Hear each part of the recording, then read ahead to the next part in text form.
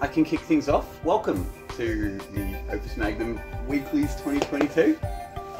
This week, it's week 6, I believe. The puzzle is Servin's Wheel. This is a panic puzzle. It came up with it a while ago once we noticed in our batch of puzzles for this year's Weeklies, we were woefully short on quintessence puzzles. So this is Panic's attempt at coming up with a quintessence puzzle. The puzzle is kind of designed around, in case you haven't noticed, but yeah, the puzzle itself and both metrics are kind of designed around you needing to actually use the quintessence glyphs. Otherwise it's just an incredibly easy puzzle. It's like water purifier, but even easier. Without the requirement for a quintessence glyph, but with it, it becomes far more dicey and, dare I say, interesting challenge for the metrics we have. The metrics are rate. We've visited rate before during these weeklies. This was always designed as a rate puzzle. That was the easy metric to come up with. The difficult one was the second metric, the weighted sum category. And I guess when we do, we'll do weighted sum first. And I can reveal to you all the reason we weighted the sum metric like we did is because we kind of wanted a cycles challenge, but we didn't want cycles because for those of you who haven't done the cycles theory min calculation, 63 is min. 63 is 63 is way more of a pain in the ass than 64, 65. Yeah, you can get to 64, 65 relatively easy, but yeah, 63, you need at minimum 2 pipelines, like 2 completely disparate pipelines. I don't know whether it's pre-building that there's a definite requirement. I think it is. I'm not entirely certain about that. I could be talking out of my ass with that, but yeah. 63 is actually theory min. We didn't want to make you do 63, so we just come up with this weighted sum to encourage you to explore min plus 1 or min plus 2, because that would have a wider solution space. Alright, yeah, it's what Morricone said, it's 63 and equals 30, L equals 3, because you only need 2 bonding steps because of the multi-bonder. We did, if I'm remembering correctly, actually get a showcase that actually did theory min cycle, so we can have a look at that later, for those of you who want to know what it looks like. We will get to that, but I think I've been rambling long enough. Let me set up the parser so we can get started.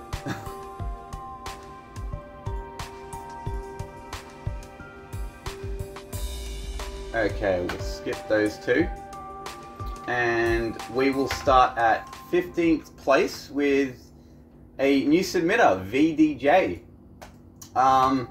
And some of us were, I know some of you were talking about the silly solve or the naive solve. This is a good example of, yeah, there was a pitfall, I guess you can call it a trap, of just interpreting this as a normal sum puzzle. If you were to interpret this as a normal sum puzzle, this would be far and away the best approach. Every other approach would be laughably stupid. As you can see, it's super nice.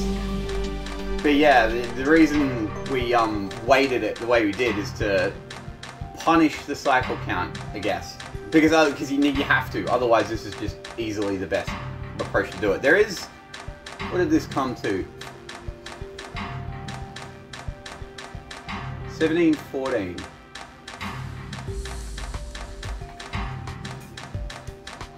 Yeah, people are saying this looks familiar.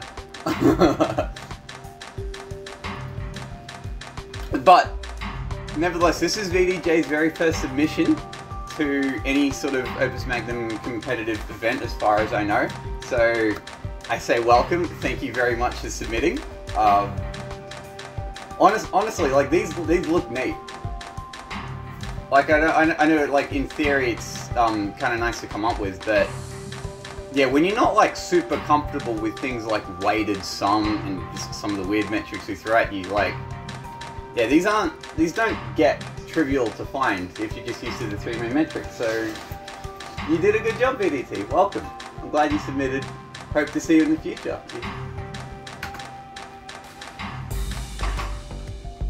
Alright, we shall move on though. In 14th place, we have the Pog Squad reuniting with another version of the naive solution.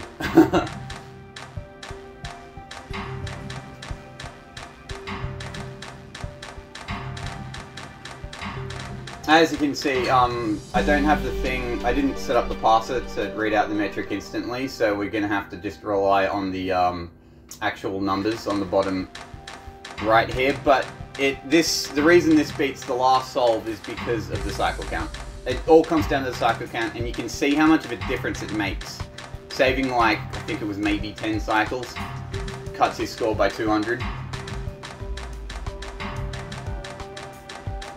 Yes, as Genius 42 said, this is exactly how a normal person who honestly, you know, has had experience with the game solving the puzzle. I remember my first water purifier solve looked nowhere near as good as something like this.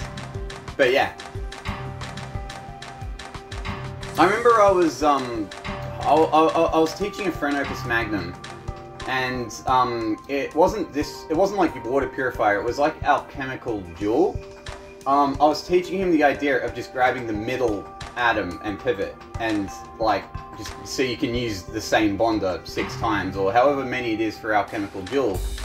And like, yeah, I was teaching him the trick, and he's like, oh my god, that's amazing, and like, he was kind of treating it like it was a revelation.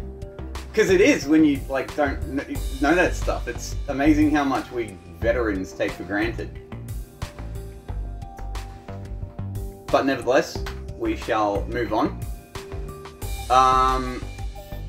Coming in at 15-18, we have Alienate Me, who I'm not sure, I don't think they submitted last week, which would make this the first week they've joined the Weeklies. If they submitted last week, I apologize, but if not, welcome to the Weeklies.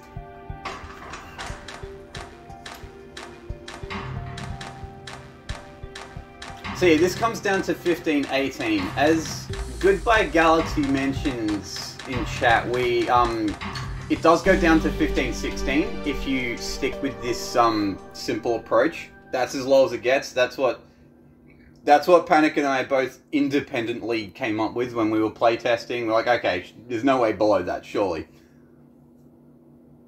But you see, I'm not surprised to see people in chat mentioning having their own 15-16s. It was definitely a very easy pitfall to fall in. Yeah, 80-74-20. I believe you get 87. I can't remember the layout off the top of my head exactly, but it's like you take arm 1 and 4 here, and you combine them with like a tri-arm, something like this. This isn't exact, but you do something like this. And that's how you would save 2 points because of the cost debuff. 2 becomes a try. Oh, okay, sorry, yeah, I got it. Yeah. Yeah, sorry, yeah, I got it the wrong way around.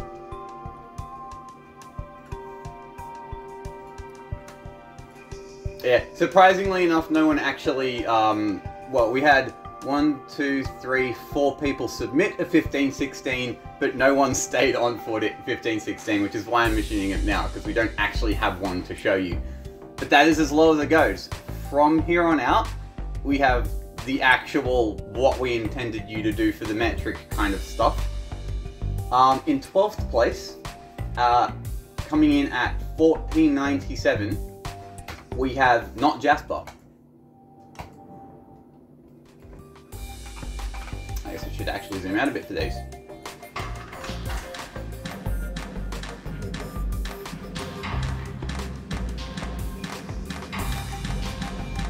Okay, interesting. Alright, so there's a couple ways to do it with the cycle count. As this one will be at min +3 to start us off with. And this one just breaks as soon as it solves. Let me just get the metrics back on the screen. Hey! I literally just took my the rate solve and then slightly modified it to get this. So because the rate solve does a full set of 6, I just kind of left a full set of 6, except, yeah. Yeah, I guess the thing that, yeah, a lot of people talked about how similar weighted sum is to the rate metric. And yeah, I think that what we did by discouraging, you know, actual minimum cycle solutions, it kind of made the two metrics more similar. I will leave it up to the community to decide whether it was too similar as we go through these solutions, but yeah, there are noted differences in the way you approach having to deal with latency. I know a couple people didn't have that problem because they were already initializing at min latency, but yeah, rate lets you kind of abuse your latency to really cut down on your cost. And of course, cost is a bigger priority in the rate because it's the outright secondary, whereas here it's been, you know, outright debuffed. So yeah, you can play around with your cost a bit more to help your cycle count and your area count.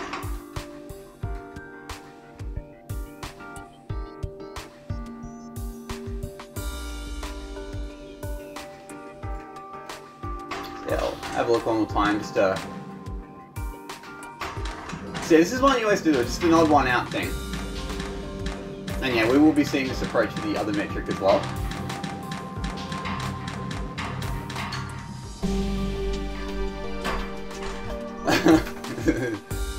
I'm oddly amused by it breaking down immediately after it actually finishes. If you look, there's actually a, what's it called? The, yeah. Sorry? There's a clock at the end to make it so it doesn't break before it ends. Oh, is that the only reason it's there?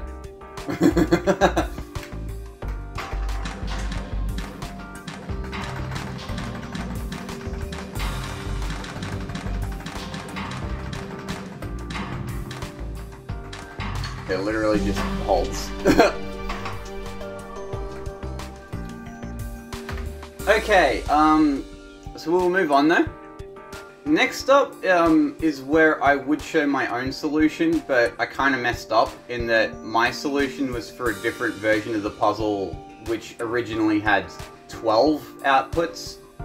So when I booted it up, my Opus Magnum with like half an hour to go, as I usually do to submit last minute, I realized, wait, I have to, I 6-T'd it, or at least in that case I 12-T'd it, and I had to get rid of instructions, and it's complicated, and I don't know which ones, so I missed the deadline this week, unfortunately.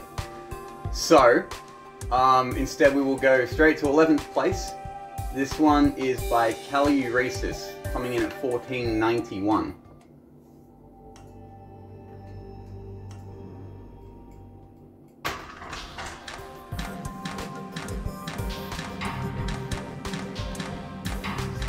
This one, a lot more of a min plus 1 approach. So this is kind of the other thing you can do instead of just having an odd one out pipeline. You try and find a way to feed your the quintessence that comes out of the glyph back into the main pipeline. Here it's done with the multi-bonder.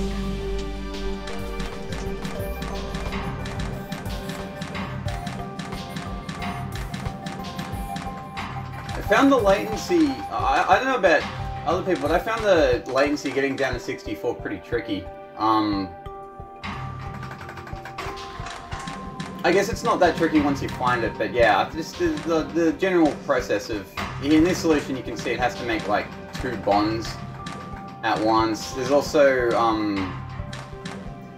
there was also the theme that you'll see a lot of people using the dispersed atoms, feeding them back in to the quintessence glyph to cut down on latency for that particular last quintessence atom that has to feed back into the machine, which you can see here. It just barely makes it on the last cycle and then has to swing on the very next cycle.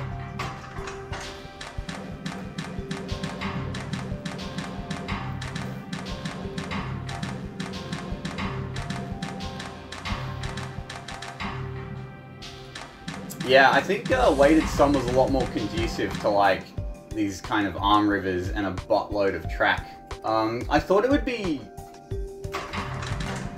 I'm wondering how conducive it was to pistons and how useful pistons are going to be here.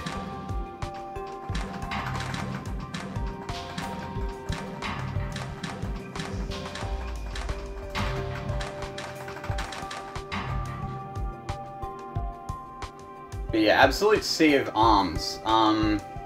It does kind of take on a similar idea to rate in that you really do want to try and find the most elegant way to deal with these glyphs. Try to cut down your arm count, just like shorten your pipeline as much as you can.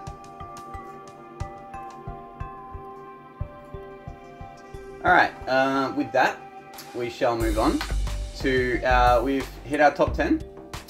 In 10th place, coming down to 1479, we have Spiritual Shampoo. It's Servin time poo.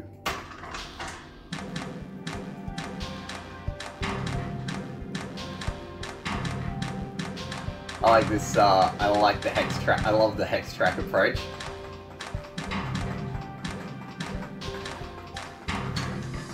Honestly, a really neat idea to have this, to have the duplication handled like this.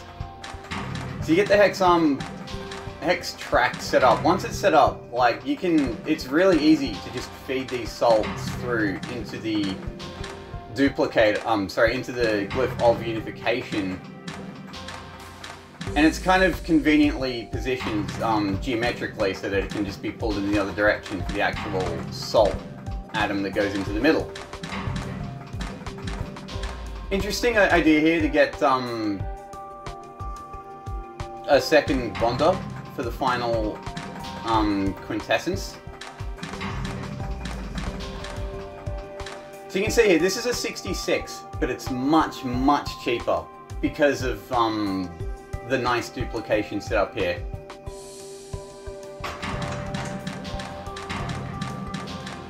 So yeah, I guess this is where I guess some people would find, because I know some people can find some very esoteric metric to optimize for, like the idea that you kind of, your different cost cycle and area numbers are like numerically equivalent.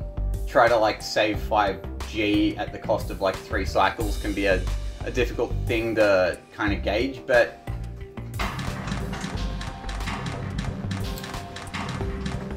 it does lead to really nice things. It kind of teaches a lot about, it teaches a lot about being efficient, I don't know, in a more multifaceted sense. I always thought some optimization is like the most character building metric in that sense.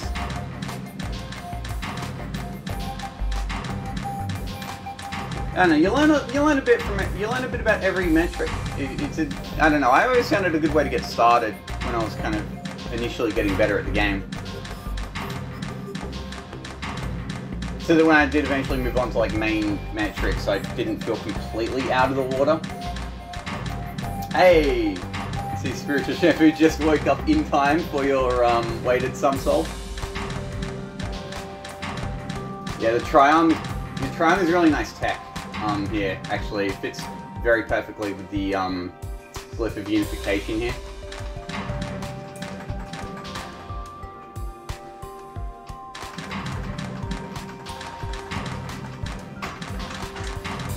And it runs forever. This one's yeah, this one could easily feature in our rate metric. It's min rate. Guess we'll have to see how well it does to the rate metric. Or if Spiritual Shampoo submitted something different for min rate.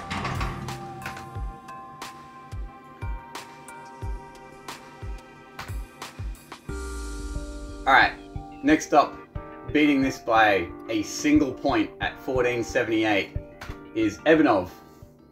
And as you can see, it's completely different metric count. We save 2 cycles at the cost of a lot more, well, cost and area.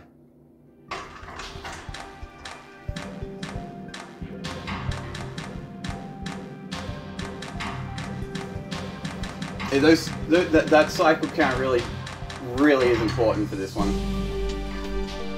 Although I guess that's stating the obvious a bit at this point. Alright, so another odd one out pipeline here. So do wonder which is the 6th.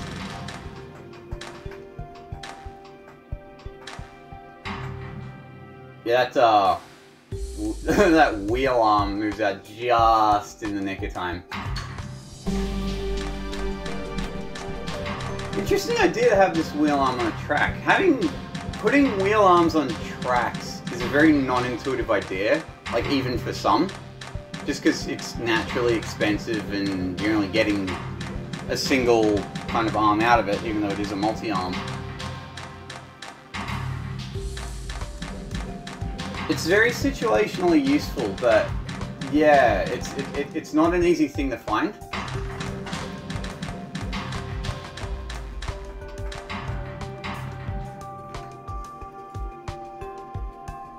One of my arms 16 can't be linked to.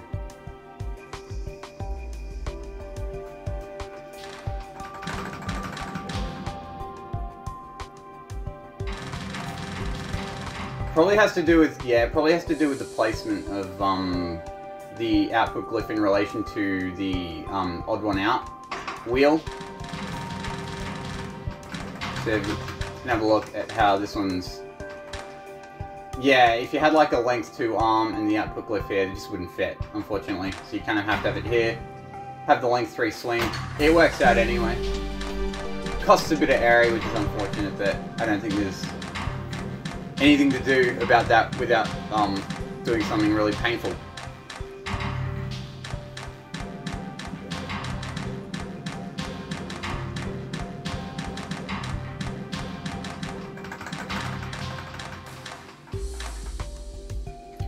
I like how it swings through the tracks. This odd one out kind of swings through the all this mechanism stuff instead of swinging around.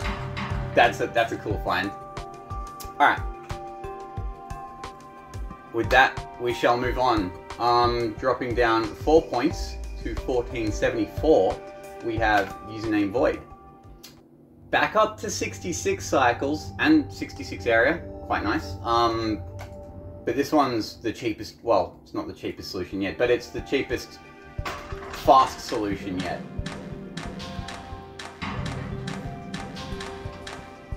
A very surprisingly similar approach to, what was it, I think it was Spiritual Shampoo? Having, yeah, keeping the cycle count up at 66 because it becomes very convenient to deal with the... It makes things a lot more convenient to deal with the odd one out. And in fact, I just realized it's the same extract idea exactly.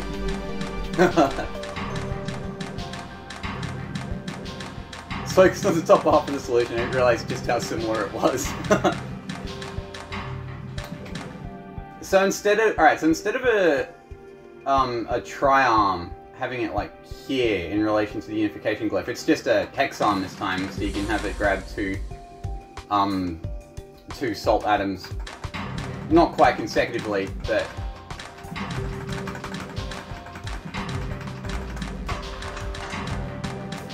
just an ever so slightly more elegant solution to the problem of Spiritual Shampoo. Not much in that. Yeah, must say, a bit of a weird pile-up. Alright. With that, I guess we can move on though. Coming in at 7th place at 1469. Nice. Mr. Puzzle. Nice. Nice. So, 66 again, it's more expensive, but that area count drops right down this time. Ooh. Alright, this is something I was hoping to see with the piston arms.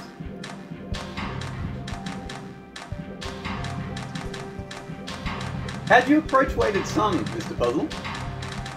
I started with naive sum at 1518. I was like, well, we gotta go faster. Because cycles is weighted heavily, like 1 gold.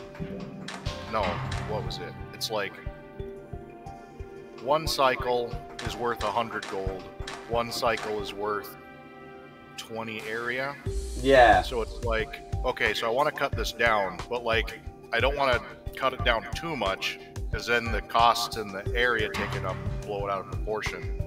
So I was like, I think I basically started with this layout of the wheel, the two quint glyphs, and the bonding position. Like arm 4, I definitely wanted them there. Yeah, like, it looks... Sorry.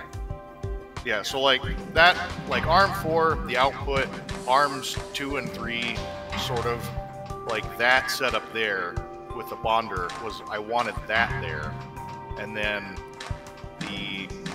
I placed the quints, and then basically tossed everything and make everything. Yeah.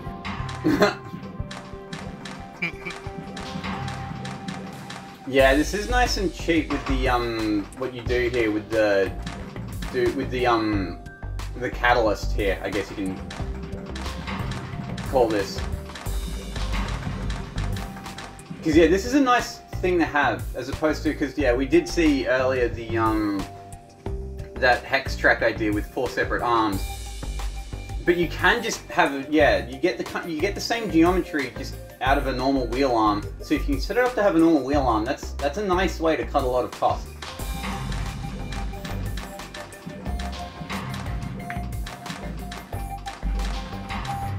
I do appreciate how much attention was given to cutting down on area for this solve. And yeah, that idea of having a wheel arm instead of like the hex track and 4 arms, that justifies throwing in a few extra pistons and stuff from a cost perspective, which lets you, as mentioned, cut down on area. So yeah, that's kind of how that's accomplished.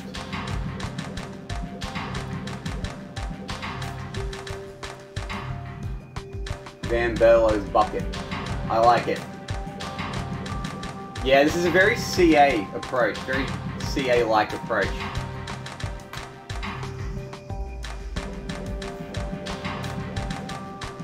Okay, well, unfortunately for Mr. Puzzle, you got beaten by a single point. Coming in at 1468 is Cuckoo 52.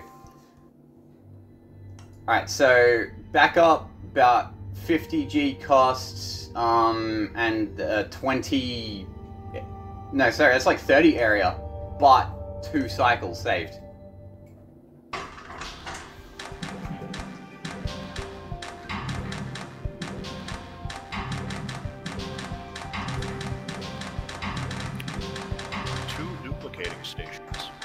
Yeah, 2 duplicators. I've seen, yeah, I think the solutions we've seen, it's been a bit of a mix as to whether to go with 1 or 2 duplicators. You would think 1 duplicator is the way to go if you can do it, but I guess a second duplicator gives you a lot more, I guess you can call it geometric convenience. And like who cares if you're spending another 2 gold? Like, gold is a lot cheaper than the other metrics. Yeah, exactly. Like if there's a metric here that you can afford to ignore for a bit, at least at first, it's your cost.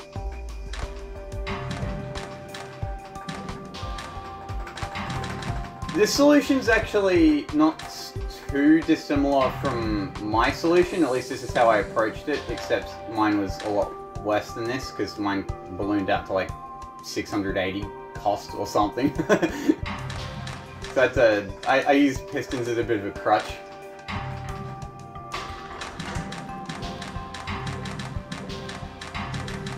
But yeah, it's the same idea of using your catalyst at the very end to activate your quintessence glyph just quick enough so you can get it in. You can't make it the last one that goes onto the wheel, or else you lose a cycle to latency for nothing. Basically, you're eating up a cycle for free. So you need it to be the second last one, but that does make the window of opportunity to get it onto the wheel tighter.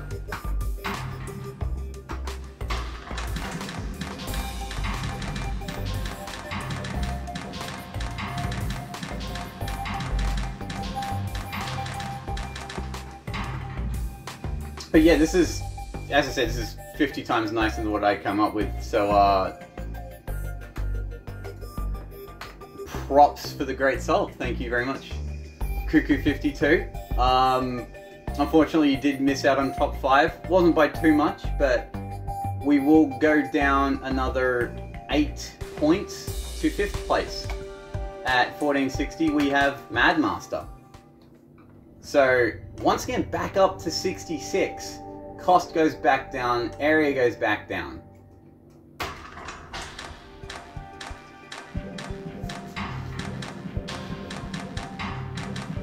Another compact approach.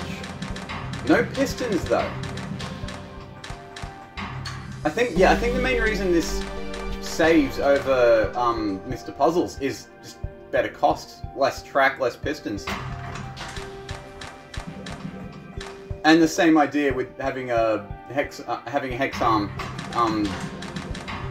as like a catalyst.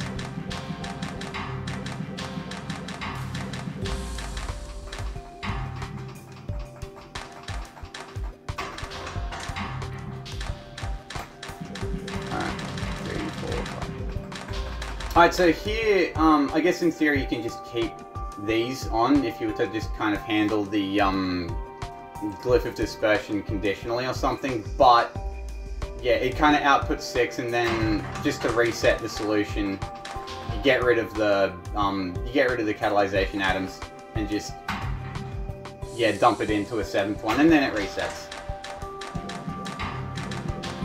Which is perfectly fair if it like costs an extra like track or something to activate the duplicator conditionally. Dispersion conditionally. There's no real point when you can just reset it. It's a bit more awkward to program, but it works. Or you just make it not loop.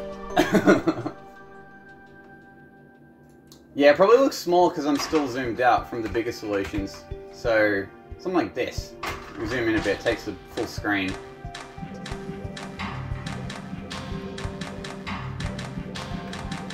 It reminds me of, before I had this zoom tool and in general, a bigger screen, I used to play all my Opus Magnum. I think it was like, it was either that or that, right? Because now I can just play like this. But on my old laptop, I played all my Opus Magnum. I think this was as big as the screen. I think this was as big as the screen got. It might have. I don't think it was that small. Yeah. And like, part of the reason I gravitated towards SOM is because like, SOM was a metric where all of my solutions could fit on my screen.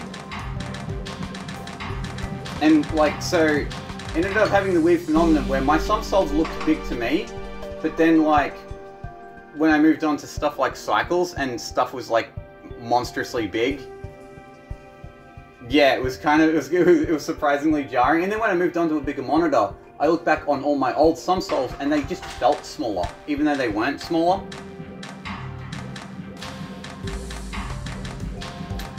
So I came up with the theory: when you're area optimizing, you should zoom in as much as you feasibly can, even though that probably doesn't actually help. The idea to make the hexes feel bigger and more important. I don't know. Could be a subconscious tick that helps. Who knows? Yeah, you did have a perfectly good spot for Crotelli. I didn't actually see the Crotelli X. Where is it?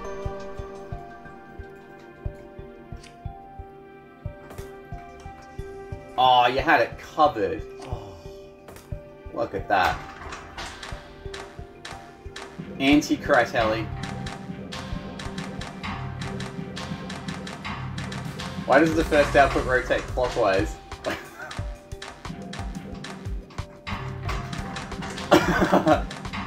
You know, I think the answer to that is because it can. Just because, yeah, the first one involves no glyph of no quintessence from the unification. Just comes straight from the region, so you can just rotate it whatever direction you want. Yeah, I think that's why 66 lets you bring the cost down more, because 66, it means you don't have to use the first one that you make doesn't have to be from your unification glyph. It can just be straight from the region, or the first or last one. You only have to really make 5 instead of 6, which gives you a lot more leeway with like latency. It means you can like slow things down a bit with the glyph of unification or the initial or the catalyzation. So I guess this is why 66 is proving to be viable. At least the 66 cycle count. Funnily enough, I don't think we've seen a single 65 though. Seems to be either 66 or 64. Yeah, latency on 64 is a lot harder.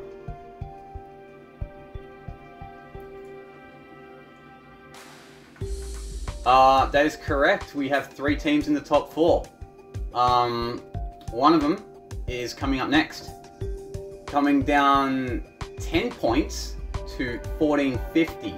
We have Team 42, who have once again just missed out on top on top 3. Apologies to Genius42, who I know is watching, and to Biggie if he ends up watching this. This is an approach. Wow.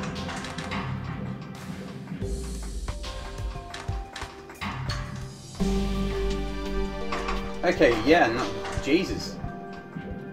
So, return of the Hex Track 2, Boogaloo.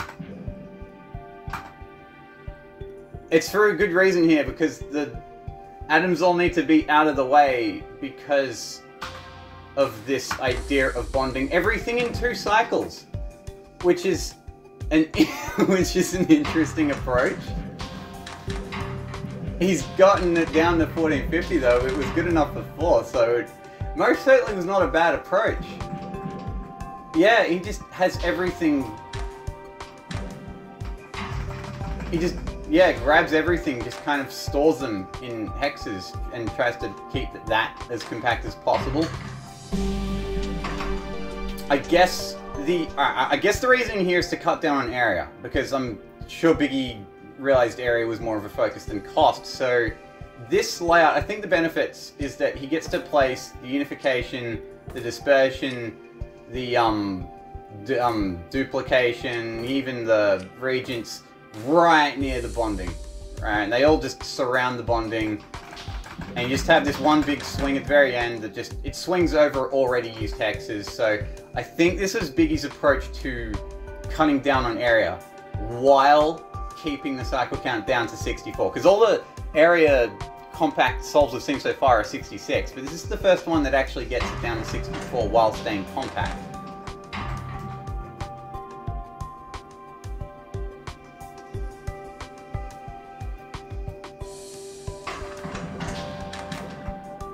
You know, Faindu, when I say interesting approach, I genuinely don't mean to like mean that.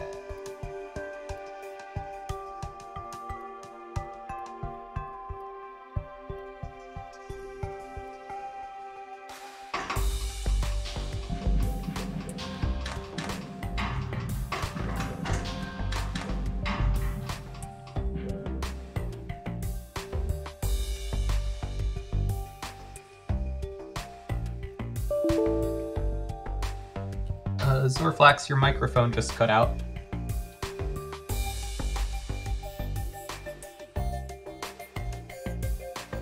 I'm back. Sorry about that. Thank you for pointing it out. I don't have any idea why that happened. Alright, starting to think I need a better mic.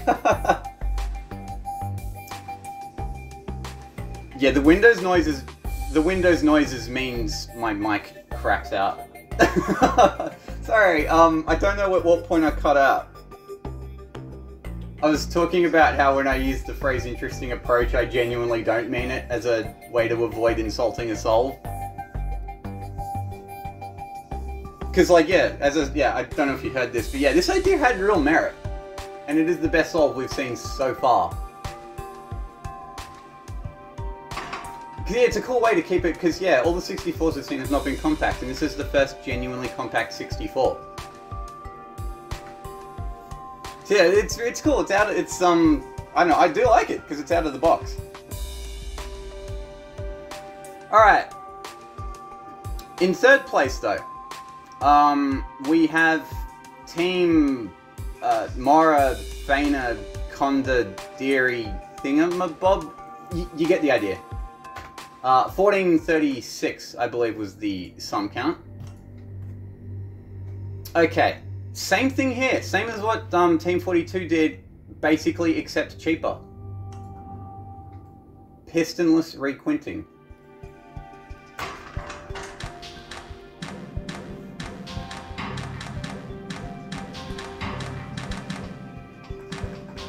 Okay, so same idea as the hex track idea, except more complicated. You have arms on different tracks, 2 duplicators. I wonder, that seems like having a second duplicator really helps with this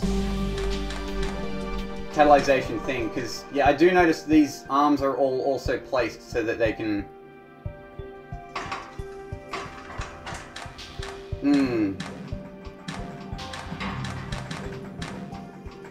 Alright, I'm trying to suss out the purpose of a second duplicator, what benefit that gives over, say, what Team 42 did. I guess another benefit is that you don't have to bond everything in 2 cycles, because you do just get to use a single bonder.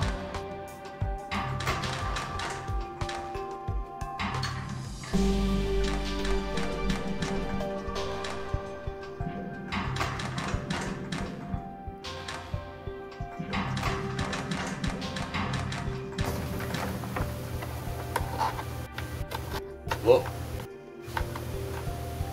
Hello. Howdy.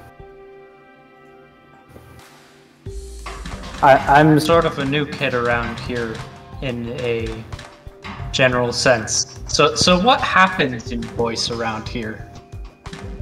What happened in voice? I'm currently streaming the results of the Opus Magnum Weeklies. So yeah, I guess that's why the voice is currently being populated. Ah, I see. Yeah, if you are... Wait, there... Sorry? Oh, continue. Oh, I was just saying, if you are interested, I posted my Twitch chat in the Weekly channel. Which is where, yeah, if this will probably... all this voice chat activity probably makes more sense.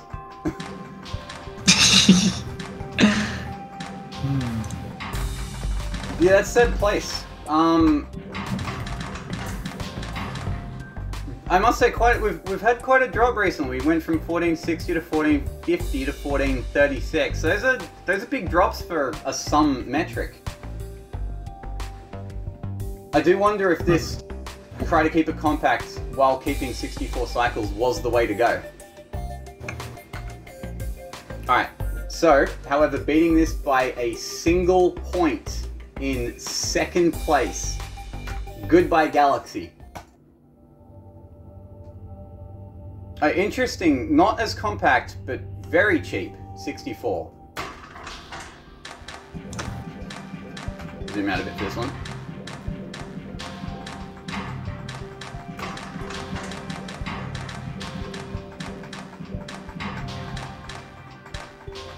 Alright, so odd one out approach. You know, I have to say, after what we've seen, this is surprisingly simple. This is just a very nicely handled odd one out with almost nothing superfluous.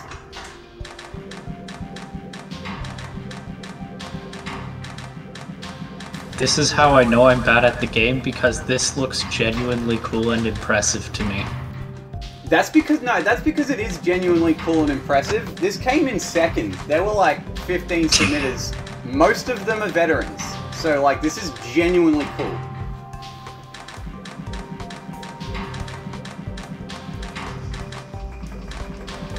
I do like the way I do like his, the way he uses Arm 4 here at the top. To just have a couple of the, catalyzation atoms already grabbed. I do wonder how he reaches this one. Oh, right, Arm 11, that's what Arm 11's... Right, that's what this track's for. Okay. And he just keeps that on the dupe, and he just keeps that, and it just looks super convenient. kind of love how this design is built in such a way that how many cycles does having the two different molecules created separately actually save? Well, it's actually kind of a difficult question to answer because there are multiple ways to save cycles. I think the main reason the cycles are saved is because, alright, what you could do naively is to just, like, have, like, you know, grab one salt and then constantly grab quintessence, which is what this one's doing, right? But what you can also do in the meantime is to just keep grabbing salt and then duplicating that salt, turning it into another quintessence. And so what this does is, like, it makes five of the molecules the easy way while squeezing in a sixth one with, like, no additional cost to cycles. So you can see it's just grabbing quintessence and just outputting them normally. And this one is slowly but surely getting built. Yeah, so you could do an odd one out like this where it builds the two separately, or you could combine them, and both of those would have the same cycle count in the end. What you can't do is not take advantage of the quintessence and duplication. Doing that would cost 10 cycles. I see. Yeah. In this particular puzzle, at least with this approach versus an earlier solution that also had 64 cycles, having two pipelines here is more of solving a geometry problem of how do I arrange the work versus it's like doing two pipelines isn't making it go faster, it is making it easier to set up a layout because you don't have to worry about geometry so much. You can have the input quintessence come this way, you can have the catalyzed quintessence come the other way. You don't have to worry about trying to merge them. I noticed I see Goodbye Galaxy mentioning having two pipelines gives you more latency to play with. I can believe that. Because, yeah, as mentioned, other approaches to 64 cycles means when you make the final quintessence, you kind of have to have it really quickly bonded because you can't have it be the last atom bonded to your molecule. It needs to be like the second last, or you have like a multi-bonded thing happening. That's pretty tight, but just having it be its own molecule, it means like, yeah, it's just kind of, you don't have to worry about the geometry of getting it onto your original bonding glyph. You just have a second purpose-built one. It goes on in a single cycle, and you can just output that separately in its own time, while you get the final couple of quintessence on your main building station. I think that's a smart pickup. I think it's a good, that's a very clever thing to notice. Not surprised Goodbye Galaxy was the one who found it. Goodbye Galaxy, you have a thing with using your latency smartly. Very well done. However, you did not quite win. You were beaten. You were beaten to the you were mincing my words here a bit. You were just barely nosed out by Team Fiestaland, who came in at 1433. Okay, so that's actually interestingly well balanced. It's cheap, but not the cheapest. 64. It's small, but not the smallest, but it's nicely balanced. Nice. Well, actually, 470 is very cheap, but yeah, for 64 cycles, 470 is very cheap, but that did not, like, come at the cost of having it be like 80 area or something insane. Okay.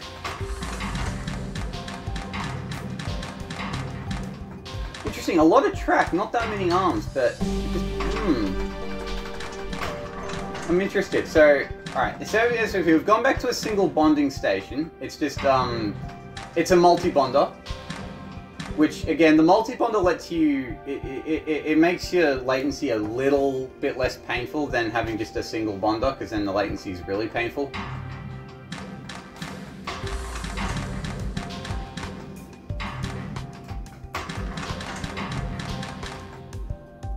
One thing I'm noticing these top solutions, one thing I'm noticing they're not doing is that they don't have to like worry about getting the duplicator atoms like back onto the glyph of unification to cut latency. They just didn't have that problem because the latency that they set up, oh, that's an interesting way to loop it.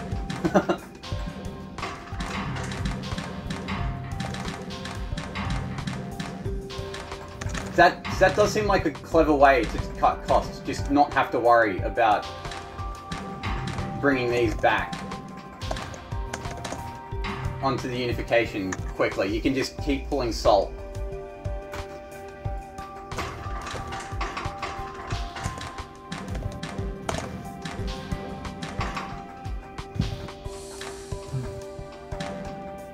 Right, okay, so you can see how the problem here is solved, because you do have to start pulling as soon as you can.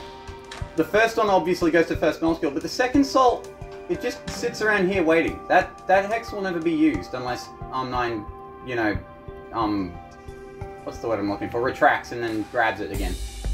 It won't collide, and just leaving that second one there, it just gives you a couple more cycles to just set up your, glyph of unification and the duplication station. You grab a couple extra quintessence, kind of leave them out of the way. This is why the multi-bonder comes in handy, because you've already got a few quintessence, you need them all bonded on. And at this point, your duplication is kind of finally catching up.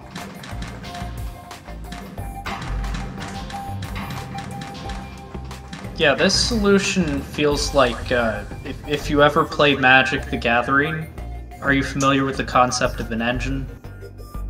I've never played it, sorry. Okay, so like, brief description, in Magic the Gathering, you play cards to do actions, but to play cards, you need to use a resource.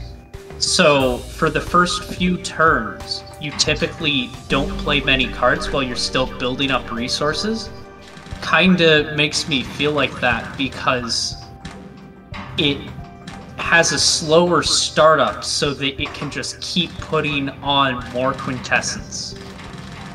Yeah, the idea is it takes a while to start up with the promise that it will eventually catch up. And I just noticed there's a cheeky way that this does catch up. Instead of grabbing one final salt atom, it grabs one atom from the catalyzation arms just to cut one more cycle so that you can get that final quintessence on the same cycle as this one is bonded on, which lets you output on cycle 64. Very clever way to sneak in that final latency. Steady state, yeah, steady state starts at product 4. But yeah, you have to program the first 3 all differently. That's something really hard to do, and to commit to an idea like that when it's like proving hard to implement, you can easily like convince yourself that it won't be a good idea because you're gonna like, you know, how many extra arms or track am I dedicating to this idea or whatever. But this is really cool. It is very cool indeed. I'm kind of glad this won. This is very, very clever. It took a lot of working, and it's a cool idea. Calling it steady is a bit of a stretch. It is a steady state. It just like you can keep it like outputting at min rate forever with its steady state. It just, yeah, it doesn't kick in for a while. Speaking of steady state, is it a true steady state? Like, once you get into producing the molecule, does it keep producing the molecule indefinitely, or does it have like a periodic thing where it resets to the initial state? It resets periodically. But, so you can see, because one of the catalyzation atoms had to be used. So now there's not enough, so now you just kind of have to reset it.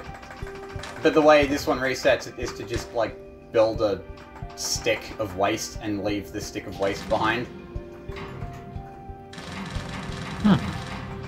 And yeah, you just keep adding to the stick, and it'll never collide. It'll never collide. It's looped forever, unless of course you remember that the Opus Magnum solution space is not technically infinite. It's just like, yeah, it'll crash after a couple of trillion cycles or something. Maybe not trillion, but yeah. Your mileage may vary on how long it takes to crash. Could be a couple thousand years, it could be a couple 10,000 years, depends on your computer.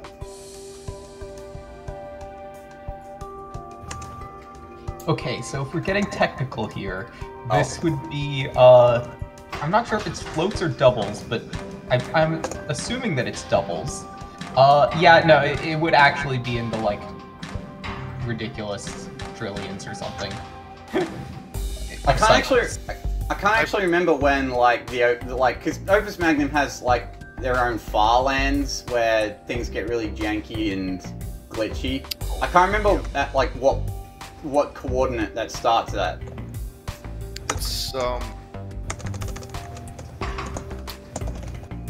It should happen.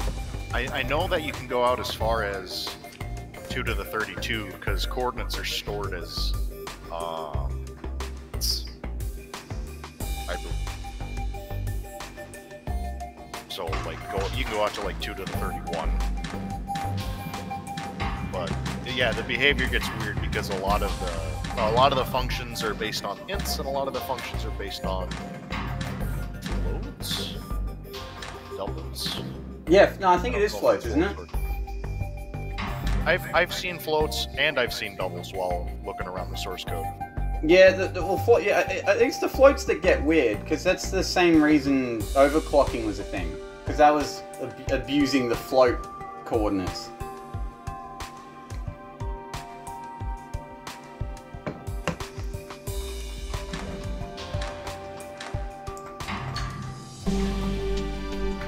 This is really cool, though. Very well-deserved winner. With that, I guess we can move on to our other metric, right? And we can compare and contrast the two metrics and find out how similar they really were.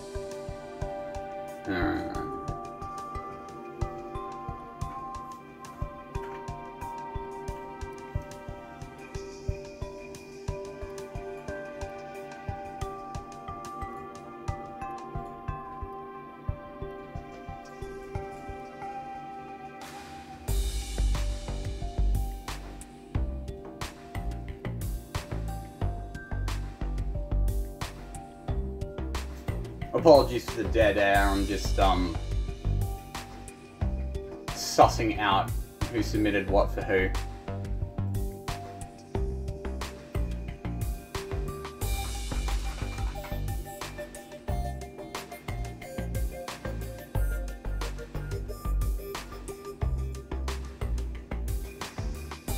Okay, alright.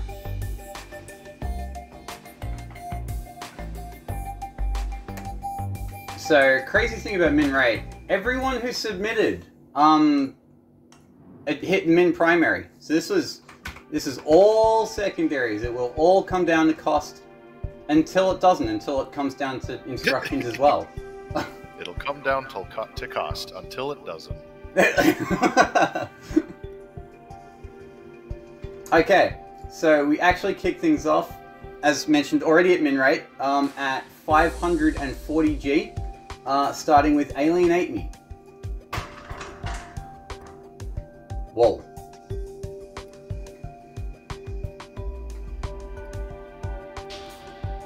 Well, this is perfectly legal. For min rate, there's no reason to.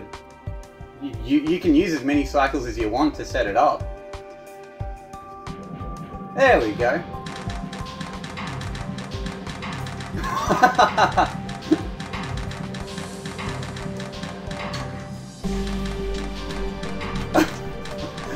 I absolutely love how slow that setup was.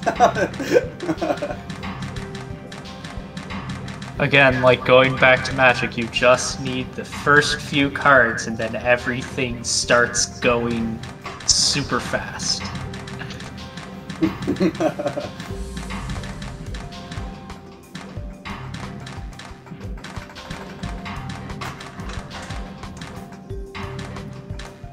I wonder, yeah, I guess Arm 9 needed, I wonder if you could have made Arm 9 a single arm. And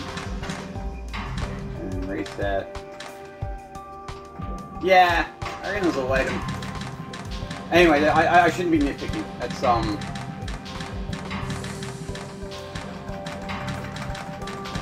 That's, that's kind of harsh of me. This is, so you can see the... Alright, so I guess we've already explored what min rate looks like. Oh god. No trivial way to turn it into a single arm, because there's no extra cycle for it to do so. There is, but not at the point where you think it is. It's like, you have to wait a bit. I think the idea is you have to get Arm 8 to do a couple of pivots. Yeah. If you change some of the other arms too, then you could probably do it. Yeah, you kind of have to bide your time a bit. It's not obvious at all.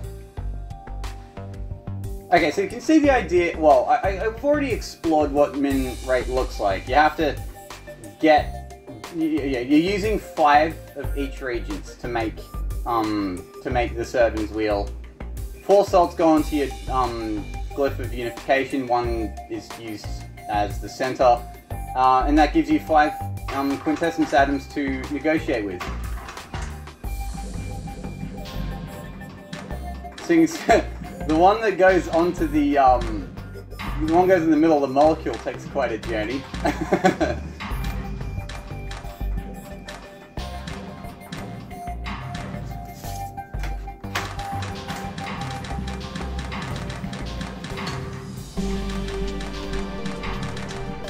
So the question, I guess, remains: how do you? So I guess the question this solution poses is, what's the cheapest way to like get the kind of the geometry of this as elegantly as possible to, you know, kill it, reduce your arm count, track X count, how best to minimize that? And that is what we shall explore. Coming in at 15th place, we drop down to 455G with Cuckoo 52. Surprisingly compact, this one. You can zoom right in. Actually, I feel a little bit weird zooming that far in.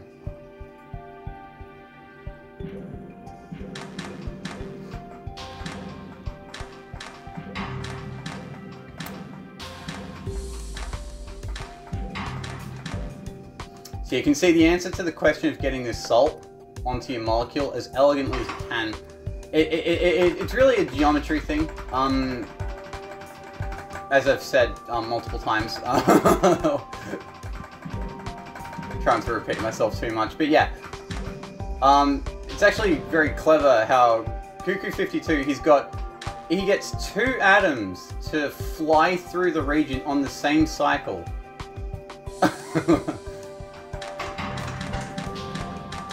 And there's also 1 dead quintessence atom. It's just dead. No one has to watch all its buddies become Servin wheels. Also, really, it's also really cool how it spins anti-clockwise, with the exception of the final atom, where it has to reverse direction to actually get the final bond on, because it's not actually bonded. Because of the way multiple atoms flew through the region.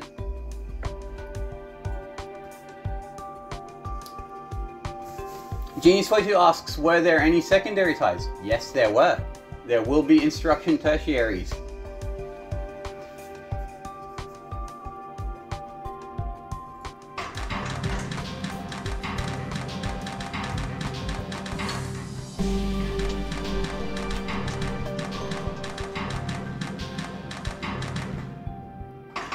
But yeah, another thing that happens, which you might see more of. Notice how when Arm 1 starts its first loop, it's here on the right-hand side of its track. But when I loop it once, I bring it back to its start, it's on the left side. It will never grab another salt atom, and it's positioned in a way so that it'll just do a bunch of ghost grabs and never has to... It just never gets in the way anymore. Just because, yeah, it did its own thing up here with the glyph of dispersion.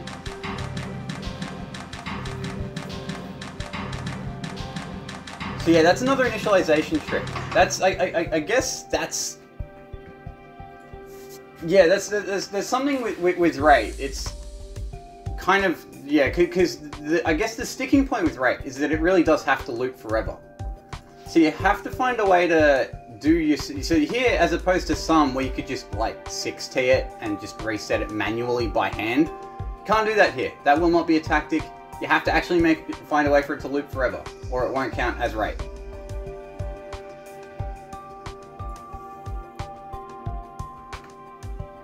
Okay, we will move on though. Coming in at 415 cost, we have Team Not Jasper.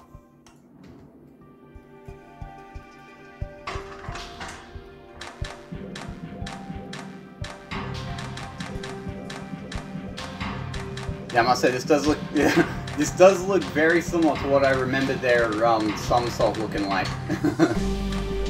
Yup, like I said, it was just a lightly modified version of this.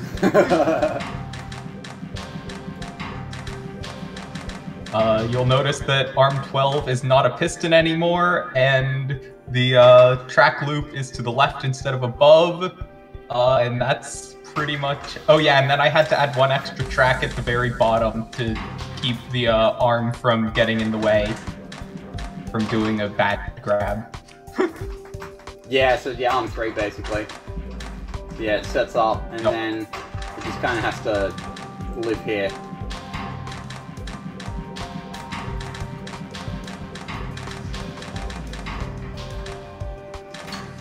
Yeah, right, yeah. So now it won't grab anything, will be in the way.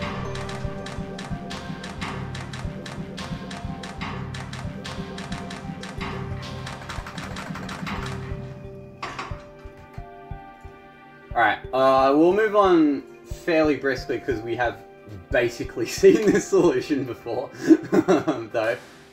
Alright, coming in at 13th place, we drop down to 400G with Madmaster.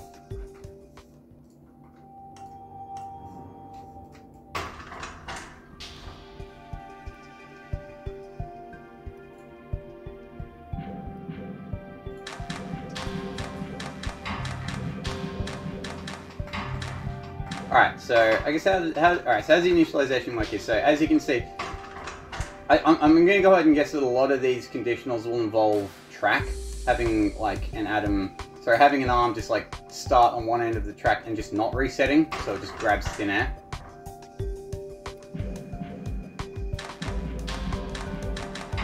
Actually, no, it's done a little differently here.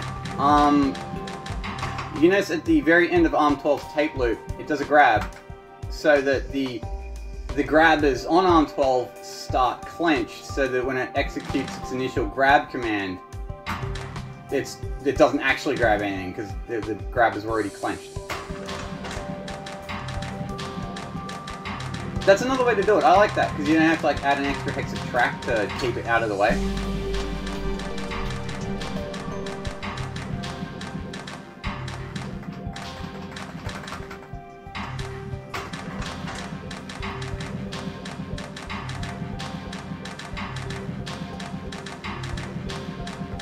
Yeah, that is a clever trick. I'll need to keep that in mind for the future. Could have saved myself 5 gold with that.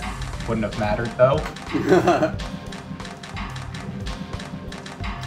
Alright, yeah, Mad Master mentions this is also almost a carbon copy of the weighted sum solve we saw earlier.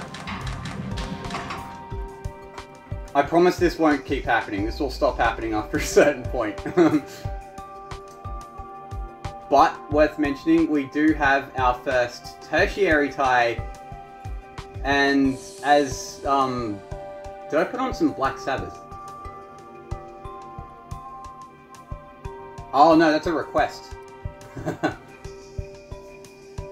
I would, but I'd throw on music, but then I think Twitch would hate me for it, sadly.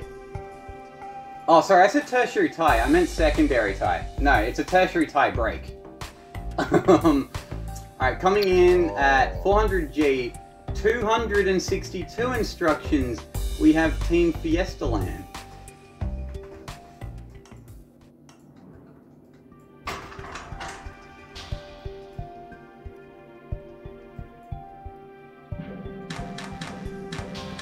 Alright, so this does look very noticeably different from their winning sum solve.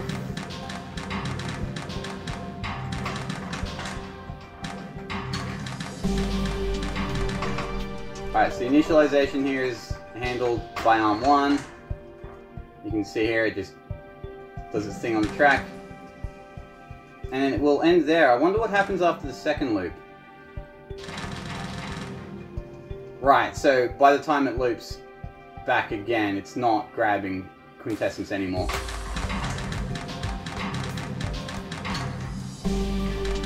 Now, yeah, as mentioned, the tertiary is instructions, so you can just kind of throw your area count out the window for the sake of instructions.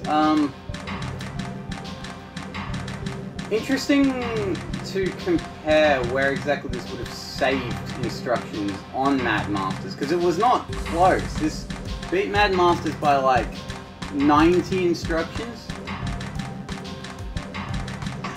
So if I go back, compare the instructions.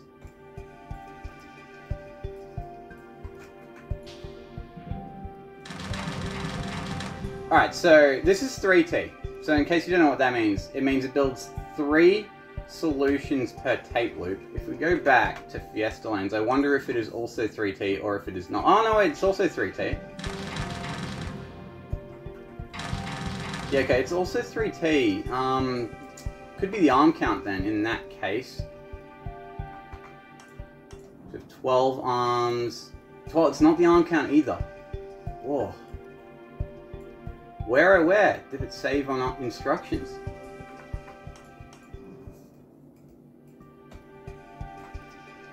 I guess it really does come down to. See, I'm just looking at like the actual actual instruction tape loops, and there's just a lot more gaps, a lot less actions that needed to be performed. And that's what instructions basically comes down to, I guess, for this metric, unless the arm count is different or whatever. Just it comes down to what actions you actually needed to perform, how many you needed to do. Can you reduce that? I do remember a lot of people mentioning over the course of this week that instructions as a secondary would have been quite interesting itself. Oh, was Mad Master's 4T? Oh. Oh, you're all Mad Master. Damn it.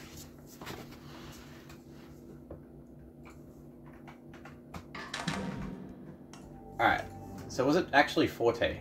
It was 4T! Oh, sorry guys, I can't count to 4. Yeah, so it's 1, 2, 3, 4. Okay. 1, 2, 3, 4. Yeah, okay, so that actually was where it...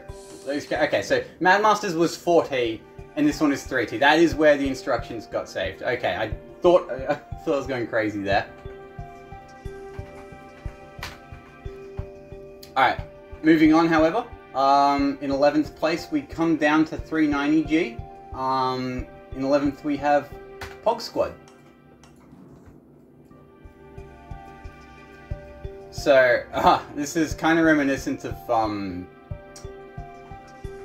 what's it called, Martial Regulus, where the cost savings were quite slim. You have to kind of really dig into the soul to find out where it was. So this one has an extra arm, but almost no track.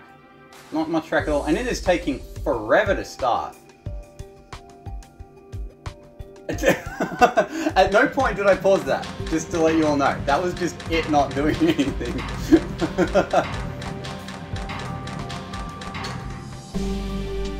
When the rate solve.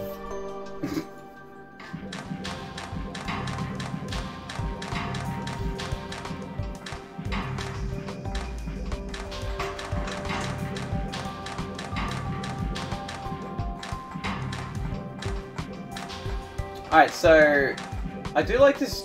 So where track is used here, it's at the bottom. There's this really nice parallelogram loop with 3 arms. All right, I have to speed it up. I forget how long this took. Yeah, so it's grabbing every 2 here, leaving it on the same place, although it can also bring it down. And you just have these, well, arm 7 and whatever that arm is, arm 6 and 7.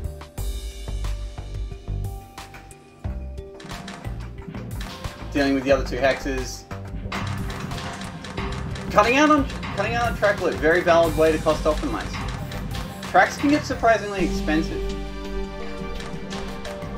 If you do think about it, even just this, like these 4 hexes here, that's an entire extra arm worth of track in gold.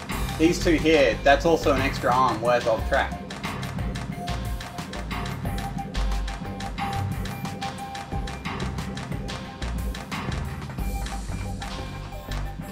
So yeah, same idea we saw in a bunch of the weighted sum solutions where you have like 5 of the 6 quintessence just gets bonded on to its own station, and then it just leaves one for a second bonder, which really helps simplify the geometry to bond the final molecule to get it off this off the glyph of unification more easily.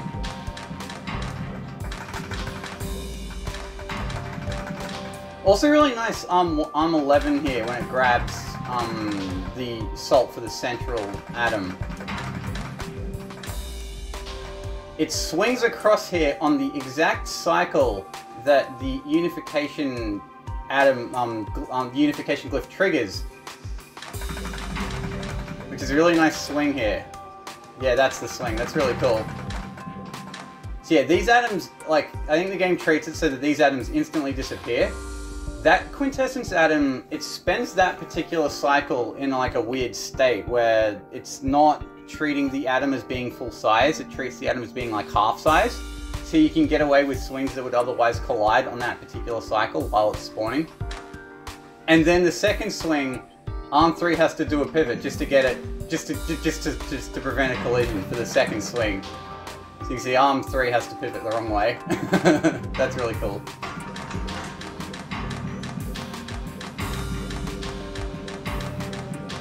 Yeah, I'm liking that arm 7.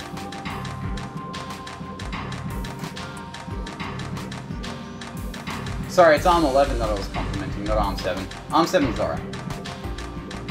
Interesting, Chile mentions if arm 11 were length 3, it collides with the spawning quint.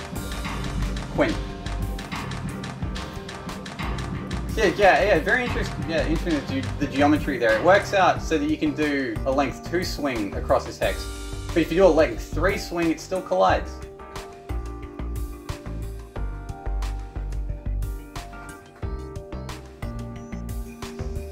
You did well on the collision geometry there. Alright. Moving on, in 10th place we have another secondary tie. This one bringing the instruction count right down though. It goes down from 519 to 167. This one's 2T. Alright, well I gotta zoom out for this one. So as I mentioned, yeah, area does not matter. You can just do whatever you want with the area.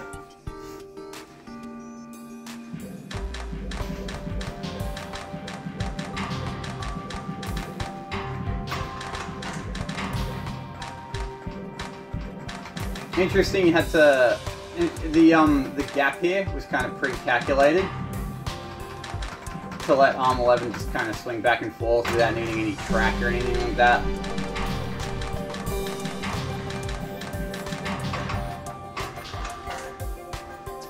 So yeah, Arm 1's got an interesting tape loop, because some of it is dedicated to the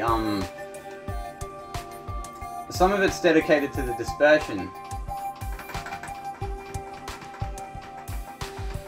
But the rest of its tape loop,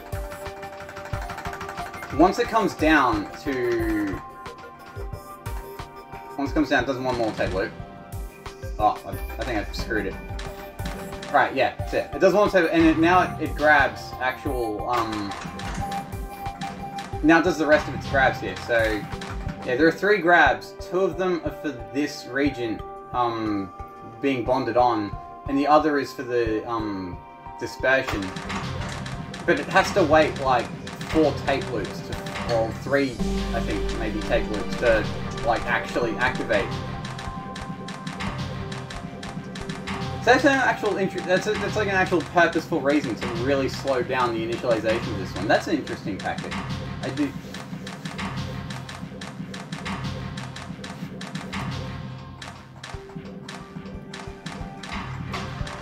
We're seeing a return of this this tri-arm, also this time with a hex arm to boot, because the hex arm also grabs the actual quintessence atom for Arm 11.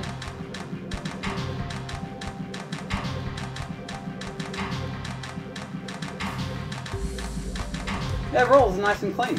Well done. You did crack top 10 too, because this is nice and 2T. So, well done on that. I didn't ask for last metric. I guess I can ask for this one. Who do you think will be in the top 3?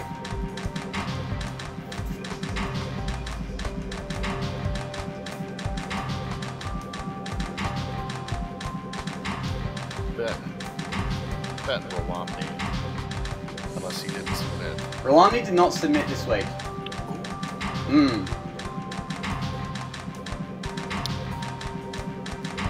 To refresh my memory on the top 3.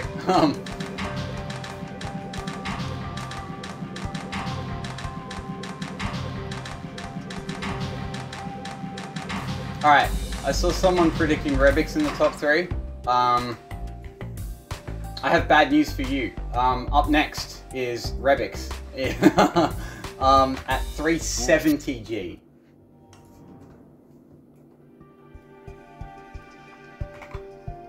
People in chat mentioning we're already getting drops, and like they're already looking at that 10th place solve. There isn't an obvious way to improve on the cost of that. So where do the improvements come from? So here we have 10 arms. A few of them are multi-arms. Well, we have 8 hexes of track. Another giant length 3 wheel arm from Rebix on a rate solve. Wonder if there's something in that.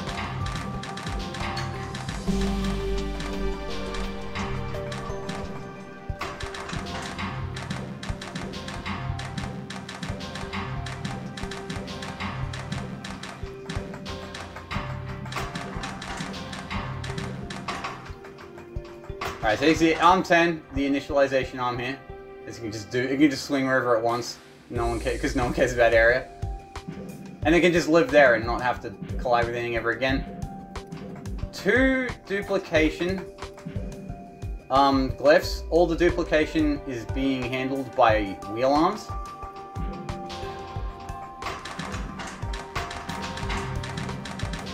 Yeah, this is really slick. Having the way this is all bonded together. That's the main argument for this giant length 3 wheel arm, because it lets you.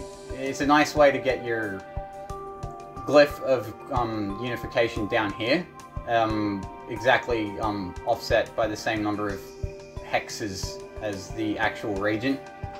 So you can just do the same length 2 swing and nothing collides, because length 2 swings don't collide with arms, and they're all swinging outwards, so there's no atoms to collide with.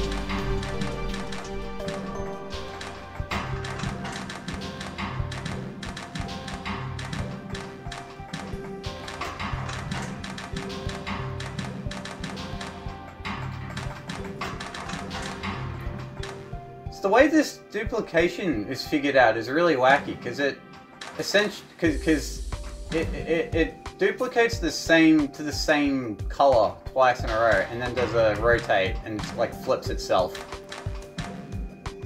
and then does that flip again.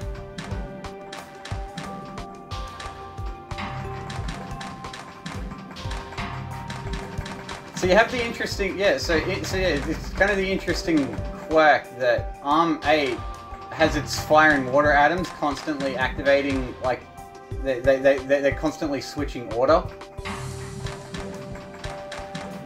And Arm 7 has to, like, do this swing here with, the air atom.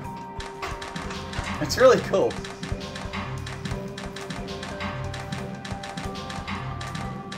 Isn't Dupe just a flat arm? In terms of cost, definitely, yeah. It's straight up the cost of an arm.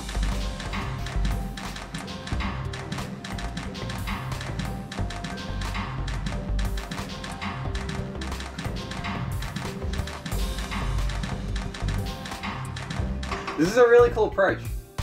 Yeah, I guess it's at this point that you can start to see where rate really... where the rate and the weighted sum solutions approaches really differ. Because you have the initialization ideas get a lot wackier, and it's kind of because you have cycles to work with in your initialization. You can kind of set up you can set up cheaper steady states. Whereas with weighted sum, you have latency to deal with, you can't really have steady state, and it kind of mandates a more expensive approach.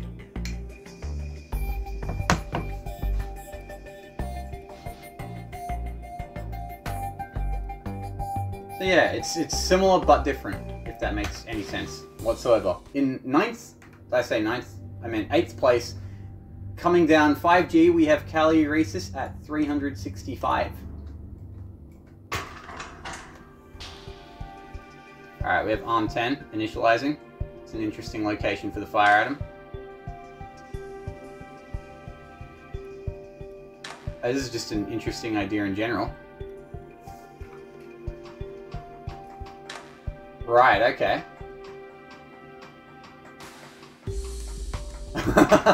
So, you don't even need a wheel arm, you just have ARM 10 do it, because it's all been bonded. That's awesome. 10G well earned. I think that gets you the... That alone gets you the 8th place over Revix.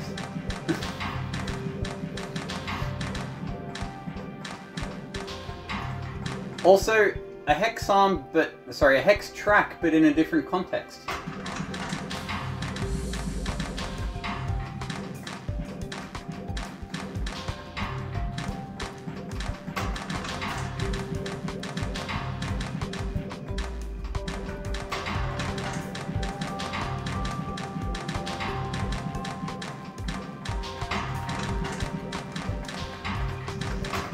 We're seeing, I guess at this point, maybe it changes again, but at this point we're seeing people favor people really trying to push for a single pipeline approach.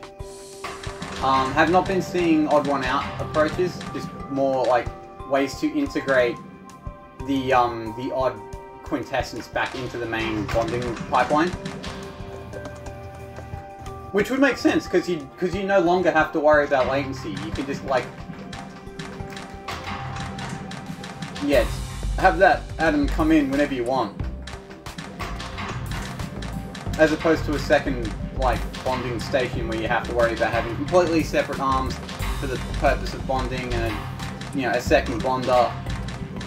And you kind of worry about that kind of thing, cost optimizing.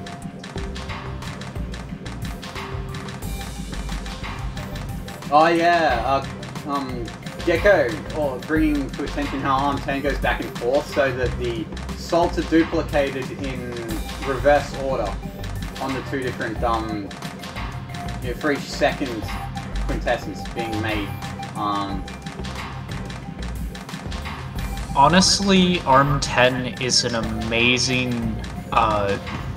optimization, because I believe in earlier solutions there were like splitters and then hex arms, but just the way that it uses the 4 bonded together and it doesn't need to loop around, it just keeps going back and forth and there are no wasted cycles, is elegant. Oh no, agreed. Yeah, that is the cleverest way to save 10G that we've seen so far today. 5, 6, 7, 8, 9, 10, 11, 12, 13. Alright, so this is programmed out to 12T, I believe, which is why we're getting a 4-digit instruction count, which is unfortunately for Cagliari's relevant, because in 7th place we had another 365G, this time by Mr. Puzzle, coming in at 254 instructions. Bada bing.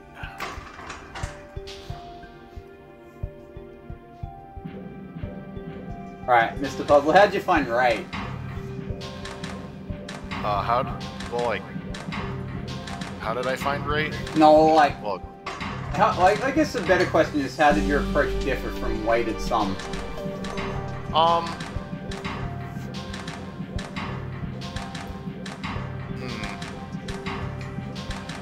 Well, I could take a lot longer with the setup time, which means that I could,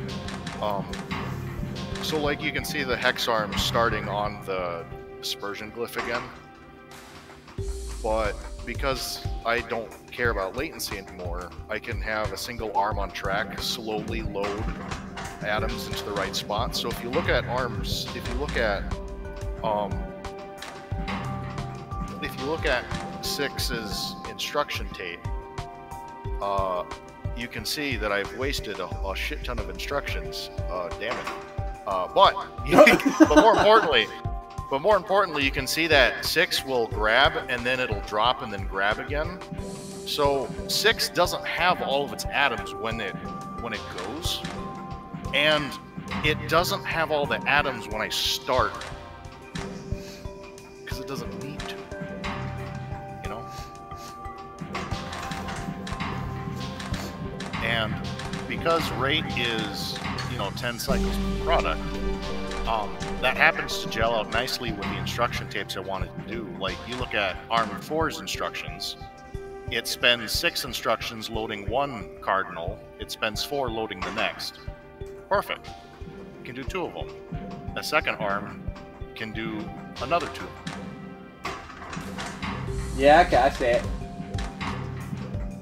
It also perfectly lines up with Arm 6.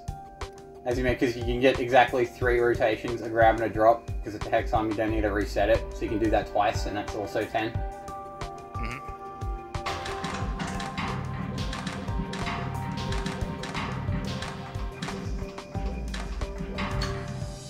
Arm 5 was a pretty cool idea. Oh yeah, that happened because I couldn't get a single arm to bring the salt in, twist, and then drop it, and then get back quick enough. Right, so you either have to add another arm, or you find a multi-arm approach. Right, and putting in another arm was terrible for geometric considerations. Like, cause like 5 is just in the right spot, and you can't put 2 arms in the same spot.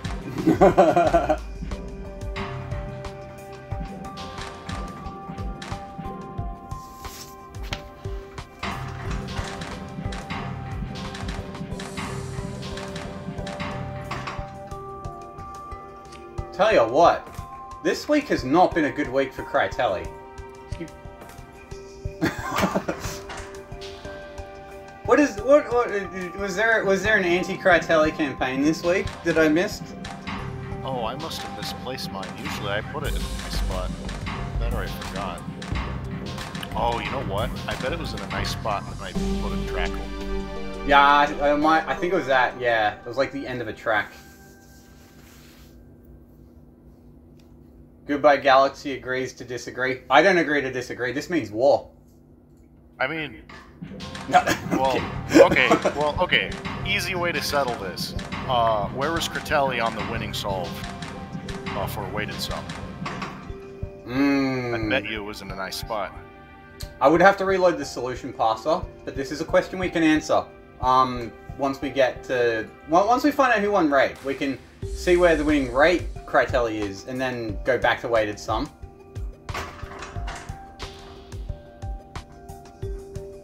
Alright. With that, we should probably move on though. Coming in at 6th place, we take a 10G drop to 355 with Team 42.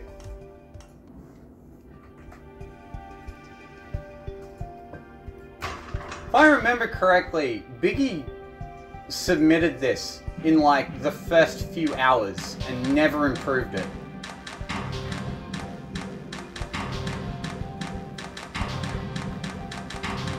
Ooh, He was winning for a fair while too. Yeah. Wacky Burlow. Oh, I love Van Berlo's wheel. Oh.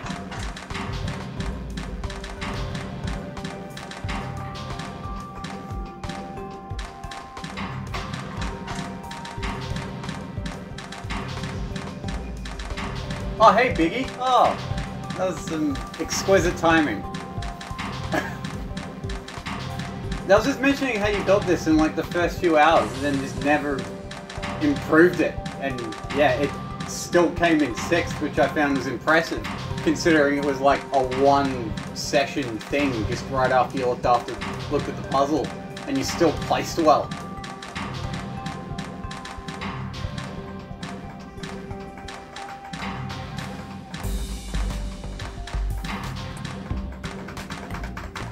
Yeah, we're seeing. I guess we're to say. Alright, so we're seeing slightly less arms than what I've been accustomed to seeing, the 12-arm thing. Only 11 arms, and only one of them is a multi-arm. And we have, what? 9 hexes of track. And a second bonder, and that's about it.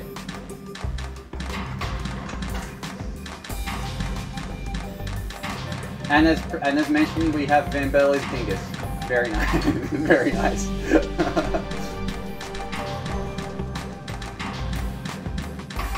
Alright, I guess we can see how the initialization goes. If I'm looking at the tape loop, it's just arm 1 does the thing where it grabs at the very end of the tape loop, so that its grabbers are clenched by the time the tape resets and doesn't get in the way. And you don't have to add any extra hexes of track or anything.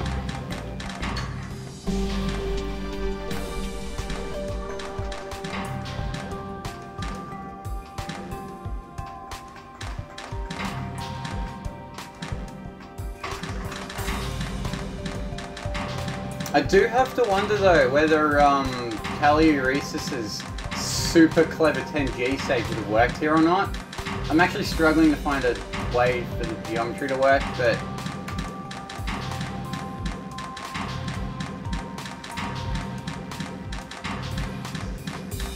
I wonder how many times that'll come off.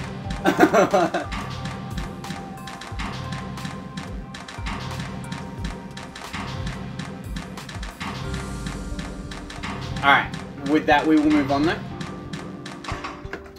Alright, entering top 5 territory. Username Void mentioning being able to make saves based on what he's seen here.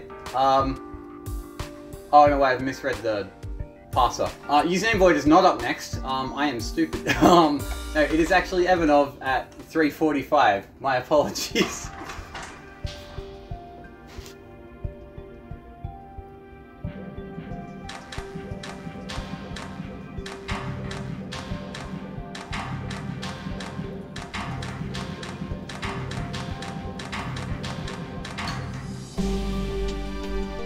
Alright.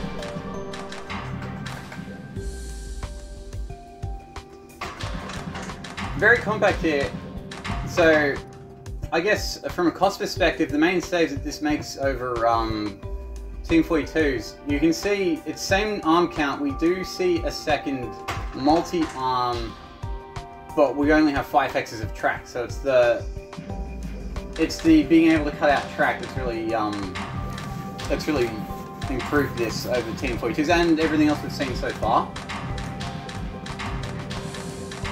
I do find it interesting both here in Servin's Wheel and for Martial Regulus, how useful it has proven to minimize the amount of track being used. To try and work out the geometry with like whatever arm count you want to settle on with as little track as possible. It seems quite informative as far as rate cost optimization is concerned.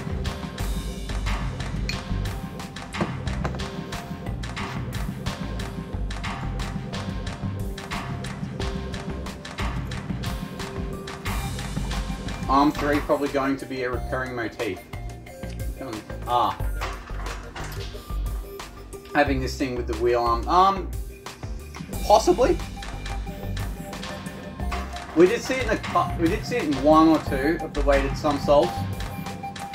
There was also the idea of having arm 3 be like a tri-arm and having the glyph of unification like that. That could also be a motif, but yeah. The glyph of unification is a bit... It's kind of funky when it comes to sum, because like...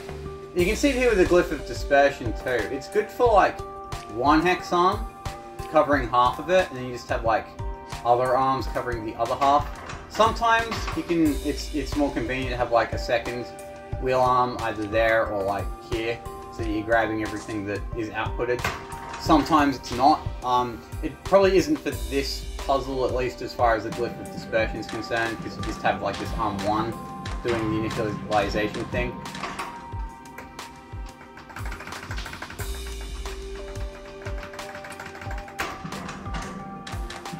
Interesting, arm 1 doesn't do the re-clenching thing, but it doesn't get in the way anyway. It just moves down its track to the left-hand side, and it just doesn't get in the way anyway. Yeah, Goodbye Galaxy Mission. Yeah, the geometry is always wonky. It's for some in general. Both quintessence glyphs are always tough to negotiate with some.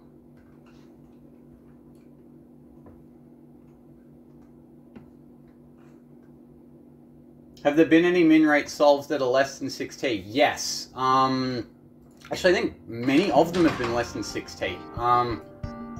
I think the lowest one we've seen so far is 2T. What's this one? Alright, so 1, 2, 3. 4. So this one's 4T.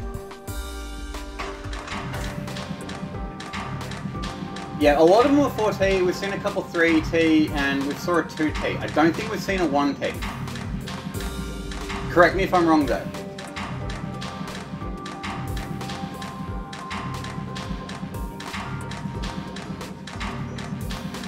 Alright.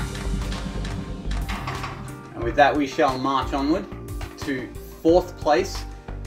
Now it is Username Void's turn. Sorry if that was hinted at earlier, but in 4th place is Username Void at 340G.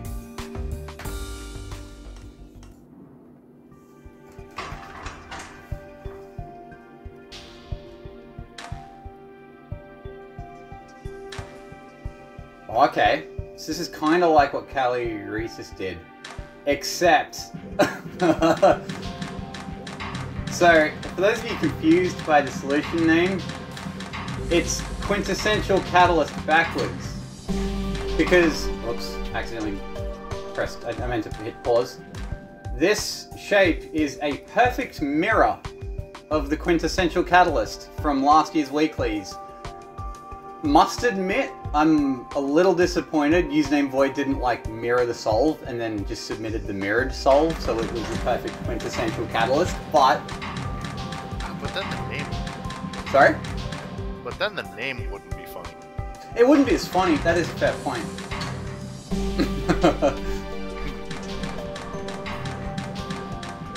I was so happy when I saw this, I'm like, hold on a second, that's my quit, that's from the puzzle I made that one time. No, it's mirrored. Alright, we're seeing a hex arm on the glyph of unification again.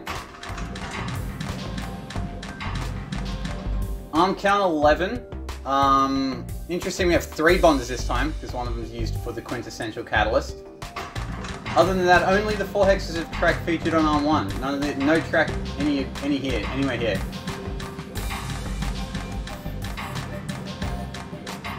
Have a look at Arm 1's tape loop. It starts over the region, but then after it's done, yeah, it'll finish here, and on its next tape loop, it'll finish like over Arm 2, so it won't ever regrab. Alright, so how many products does this make per tape loop?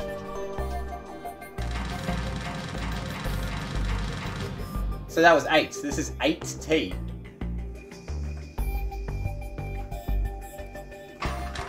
It's so weird how different the amount of products have been constructed per tape loop for all these different solutions.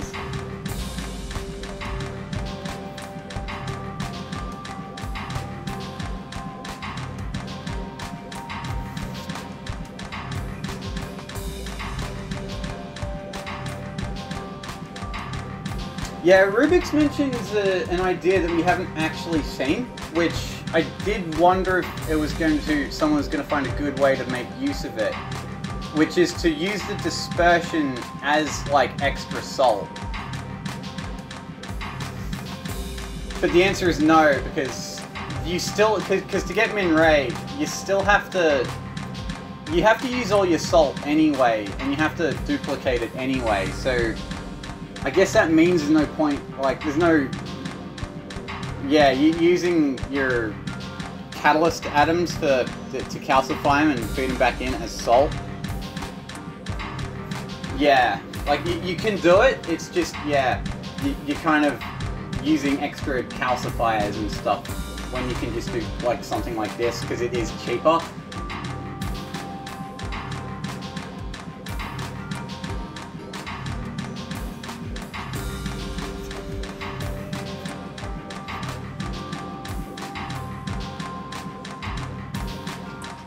I do like the idea though. It doesn't prove to work out, but it is a good idea. No, I do wonder how many people actually considered it before dismissing it.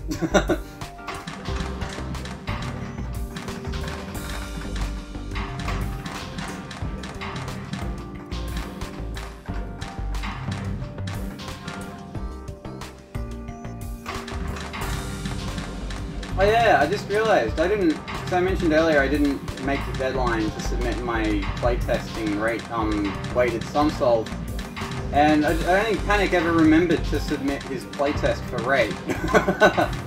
I don't think it was this good. I don't think it would have been below 300, but it was pretty good from memory. So yeah, we don't get playtest solves this week. Sorry. Alright. Just missed out on top 4. So I did mention earlier the fact that this solve was 8T, and I'm sorry username Void, but that is relevant, because in 3rd place, also at 340G, is Moore's Technologies,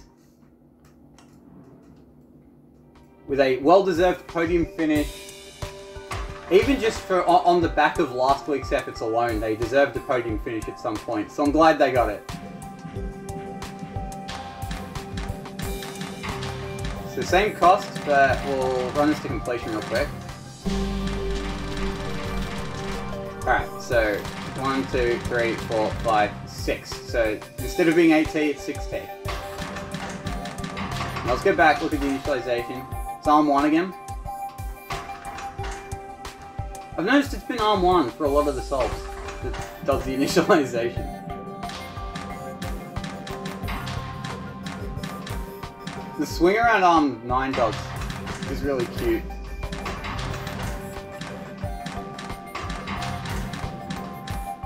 Yeah, having the Donder at that particular angle, meaning you can do this with Arm 9, is really cool.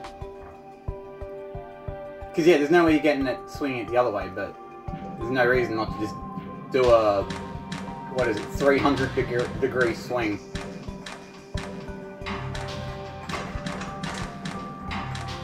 Alright, so we've seen a couple. So it hasn't. We've seen a lot of stuff where you have like a single wheel arm on one end of the glyph of unification. Not here though. We've gone back to a parallelogram loop and 3 arms.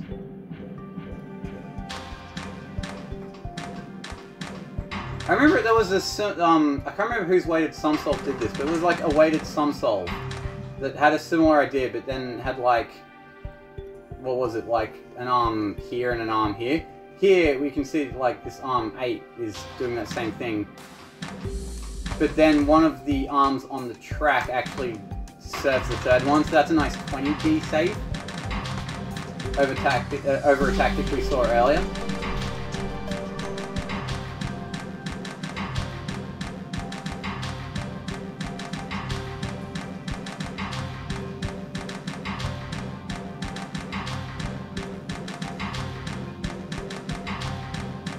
$110G for this uni. Yeah, I've noticed Fiesta has been keeping count of the cost for each unification glyph. It seems like 100 was the one that many settled on. This one's 110, interestingly.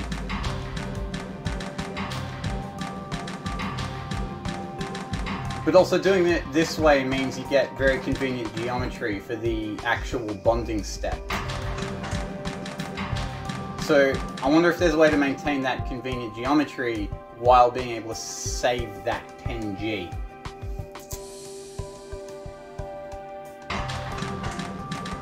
Alright. Coming in at second place. Once again, sorry Goodbye Galaxy, it wasn't your week. In second place is Goodbye Galaxy, again at 340G. His instruction count coming down to 320. And we'll just do a quick count here of what the tape loop came out to.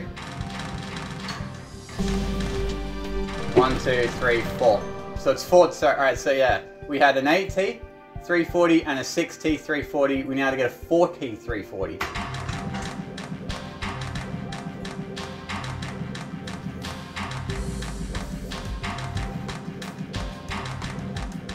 And in case anyone's curious, no, the winner was not also 340. We actually didn't have a secondary tie for the winner.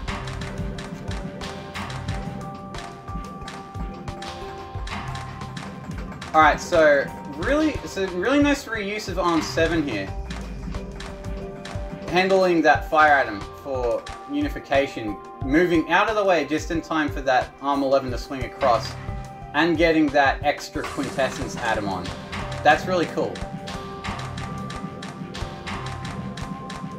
And of course we're seeing both multi-arm tactics used here to great effect. Interesting that instead of like having like this, we get the middle 2 being grabbed. Because then it's easier for arm 1 to kind of negotiate.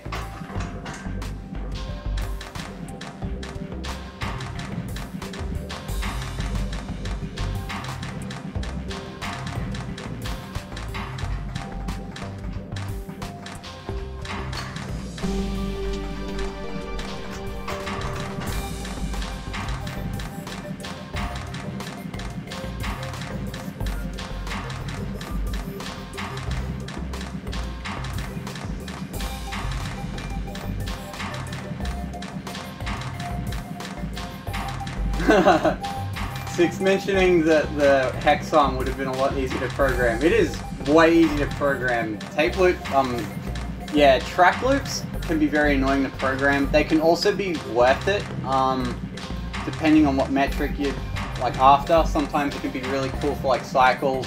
There are some puzzles where track loops are very powerful. But then there are again others where you like multi-arm usage comes into play instead. It's surprisingly puzzle dependent.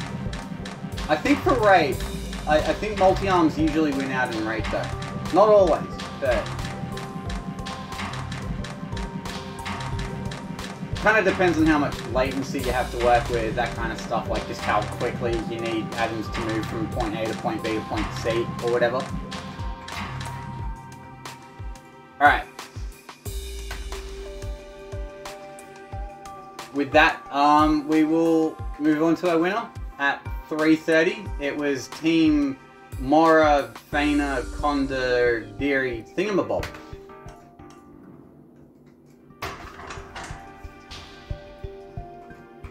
Very small for some reason. Actually I won't zoom in, sorry. Alright, let's do a quick count. 10 arms! We got the arm count, we finally got the arm count down to 10. 2 multi-arms and 8 hexes of track, just the one bonder.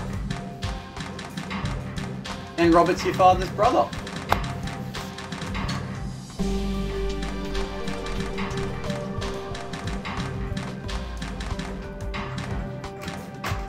Tell you what, this has very unique geometry. It has a, like, the whole thing just kind of wheels around in a crescent shape. Looks awesome, actually. Alright, so there's clever reuse that I'm probably not seeing here yet.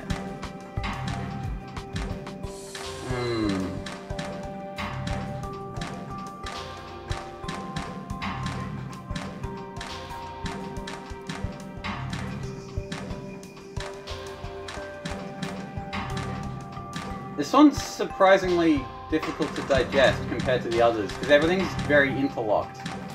It's arm one, it's always arm 1 for some reason that does the initialization. I like how everyone nearly unanimously agrees to make arm 1 utilize the initialization arm.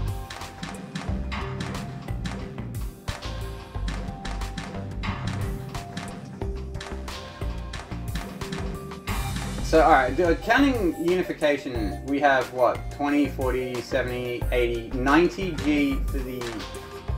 Yeah, there's only 90G for the unification glyph.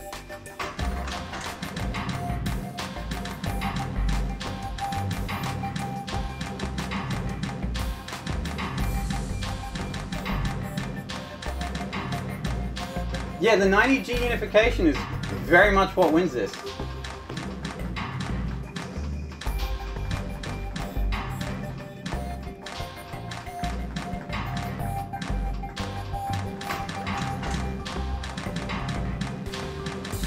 Had a decent instructions tie break for if that mattered too. It was what? 1, 2, 3, 4. Yeah, it was 4T again.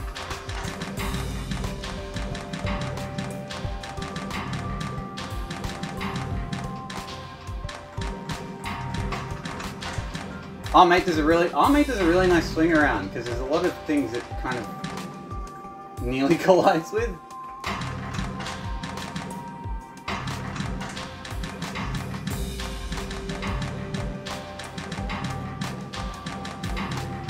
Arm 5 could have been a piston. Arm 5 could have been a piston, but that would have been 10 extra cost. I think the fact that Arm 5 is not a piston pretty much almost made the difference between this winning and this not winning. Yeah, fun fact, if Arm 5 was a piston, this would have lost to Goodbye Galaxies by a single instruction. That would have been a bad bait.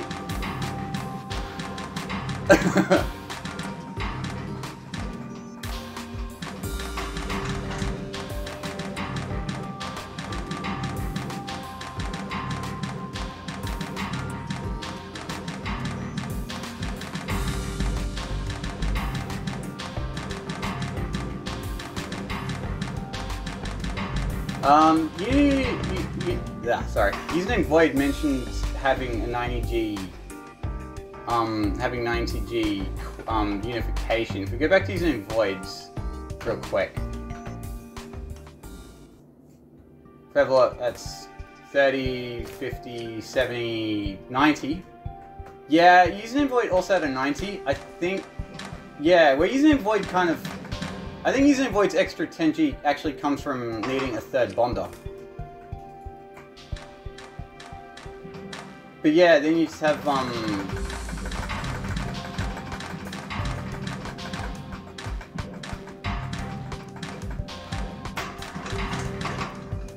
yeah, it's actually quite strange. There are a lot of very nearlies with 330.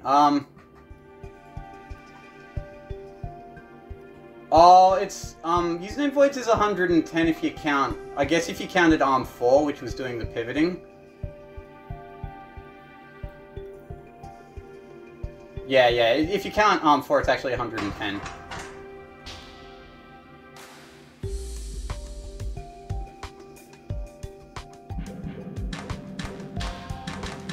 Although by that logic, if you count ARM 2, it's also 110 for this. Just without that extra bonder. In fact, there's only one bonder instead of 2 bonders. So you get, like, yeah, a bit more track to work with. Yeah, I don't think the calculus for, like, figuring out where cost has been saved and lost is as simple as I've been describing it.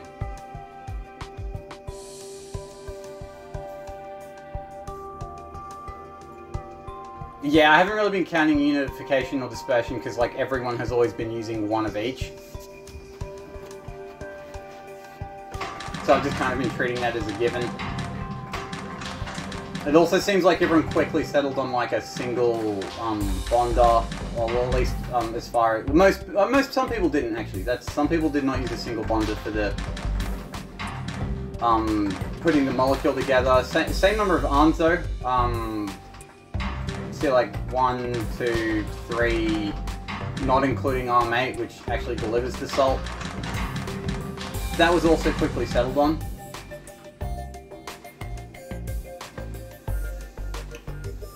Alright, to answer that question from earlier though, decent Crytelli. I like that Crytelli. I mean, maybe you could have put it there, but I think that was the correct decision to put it down here. Nice focal point, and then you get this nice kind of snake out of the solution, kind of emphasizing the crescent shape. Alright. Congratulations to Team Faina Conda. I promise I won't butcher the team name. Next time I'll actually give you a normal team name. Wait, it should you team up in future weeks.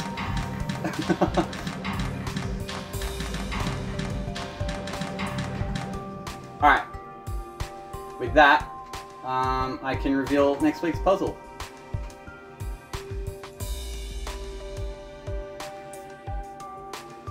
Where's my... I do still have to put it in my thingy.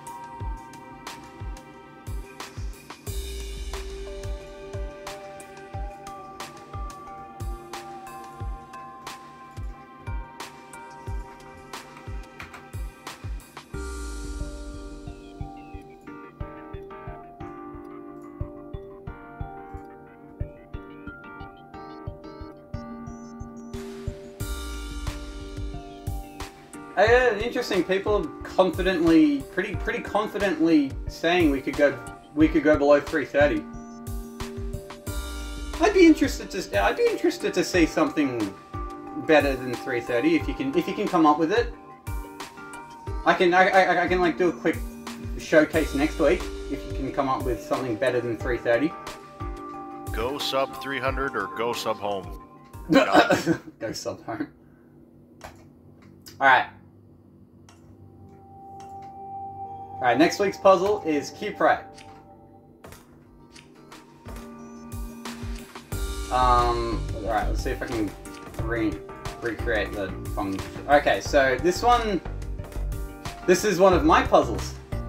So we're returning to... It's been a while since I had a puzzle on the weeklies, but we will be... Whoops, that's not the button I wanted. That's the button I wanted. Alright, so the metrics are TI and cycles times bonders.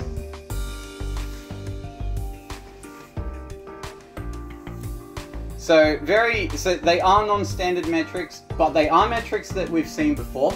Nothing incredibly experimental, but they are still experimental. And I guess just to clear the air immediately, before anyone asks, the multi-bonder does count as 3 bonders. No, the debonder does not count as a -1 bonder.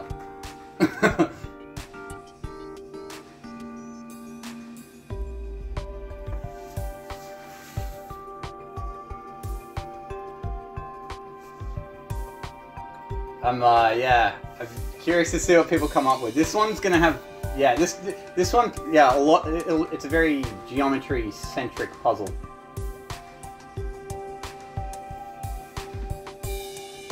Sorry, Goodbye Galaxy. I'm pretty sure it counts. Oh yeah, Genius 42. The multi-bonder counts as 3 bonders. Yeah, if you Goodbye Galaxy, if you keep the faith up, I'm pretty sure we're gonna get a sum metric shortly. I don't know how shortly, but I'm pretty sure you won't have to wait much longer.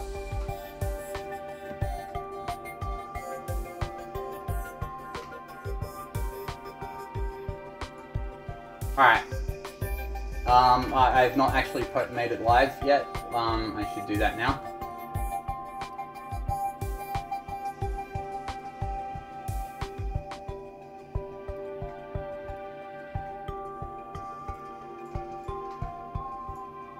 Okay, alright, the puzzle is now live, so... Alright, good luck. I look forward to seeing what you come up with. We haven't actually had, this is the first instruction metric we've had on the weeklies this year, surprisingly. If I'm not misremembering. Yeah. This is the first instruction metric. Okay, alright, so with that, we can move on to showcases.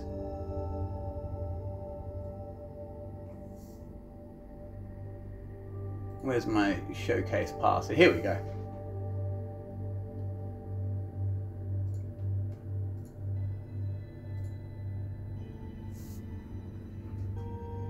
Alright, so first up, I did mention before that 63 was a lot more of a pain in the ass.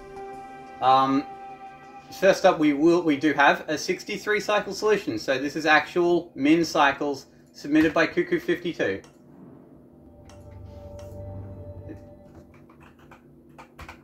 This is why we didn't make you do cycles, because yeah. Oh my god, I have to zoom out again.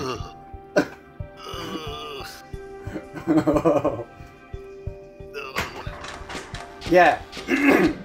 This is why we didn't make you do cycles.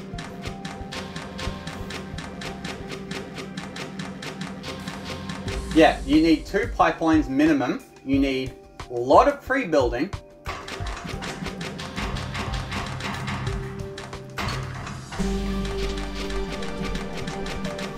Massive props to Cuckoo52 for actually making this.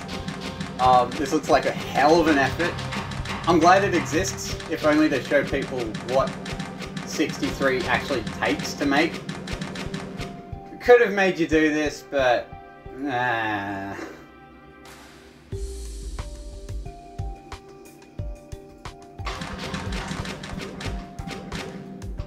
Yeah, so you can see the idea. You have to have everything bonded in 2 cycles.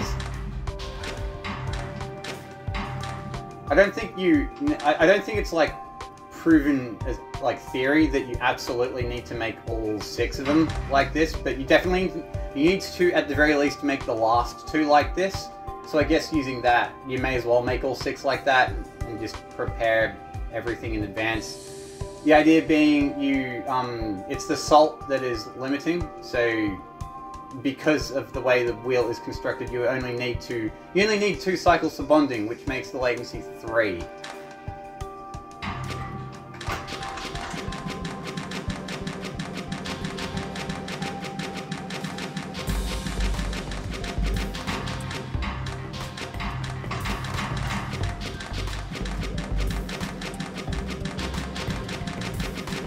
Yeah, I was the one that did the math for this as well. I was, Spank's like, yeah, what about cycles? And I did the math and I kind of showed him how much of a pain in the ass it was. And like, okay, yeah, how can we make like cycles but not make people do this? And that's where weighted sum.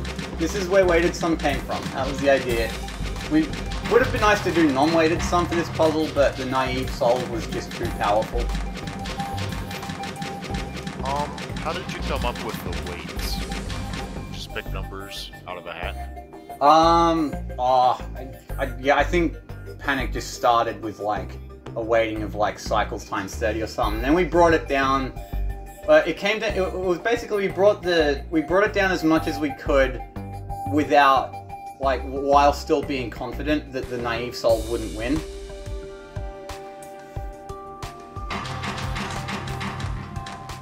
If I came up with like the really cool winning solve that came to like 1430, honestly, we probably could have justified bringing it down a bit further, but we just didn't know that because my solve came out at 1490. And because when you play testing, you don't know what's really possible. So we weren't sure how much it was going to improve over mine. But we were just okay. Yeah, 20. That's low enough that we're confident. Yeah, that's the lowest number that we can give a weighting to cycles. That we're still confident that it'll be mostly cycle centric. It was important to get it as low as possible too, because we didn't want something like this to actually win. Because we didn't want to like encourage people to make it. Because, yeah, we didn't want to do that to you guys, but Cuckoo52 willingly subjected himself to it anyway, and for that, I give him massive props.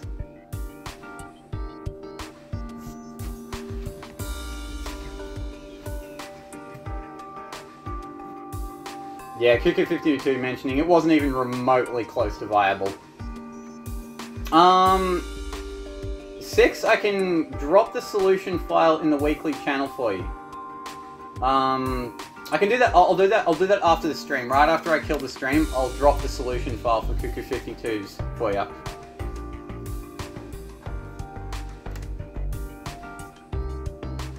Definitely what? Yeah, I definitely interesting enough to be studied though. Okay. Next up, we had a 1p rate trackless. I have to zoom in all the way again.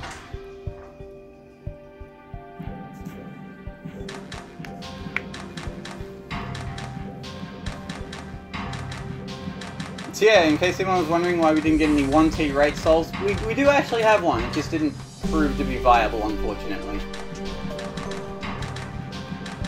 We've had a dope instruction count for that instruction tiebreaker, though.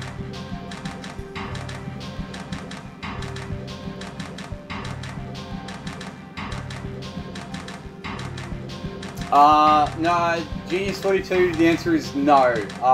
Rotating only, I hate, actually, rotating only, well, at first, I hate to think what it would look like, but then, you know, actually, the more I think about it, the more it would have looked like, one of Steven's Surrender Flare shitposts, actually. I can think of a couple Surrender Flare shitposts where you could do, like, a rotate-only idea using the Servin's wheel thing. It actually wouldn't have been that painful. It just would have been very funny looking.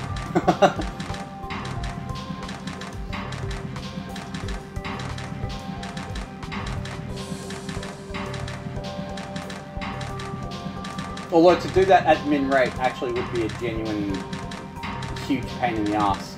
Yeah, wouldn't recommend that.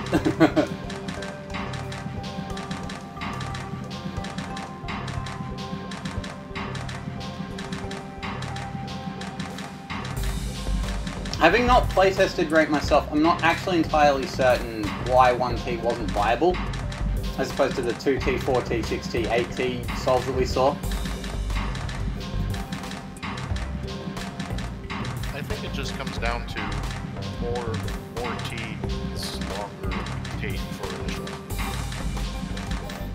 Oh, it could be, yeah, it could be an initialization thing, actually. Yeah, I guess it comes down to how long it took to initialize. And of course, when you're cost optimizing, you want the initialization to be as cheap as you can, which encourage longer tape loops. I guess that actually is an argument for an instruction secondary for this puzzle.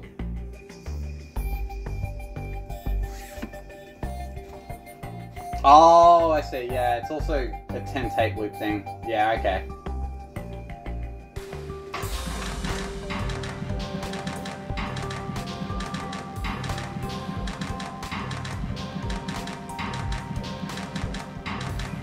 Yeah, you can see in the table, there are arms that make use of all 10 instructions, but there's only like 2 of them. Sorry, only one of them actually uses all 10 instructions. Where's arm 15?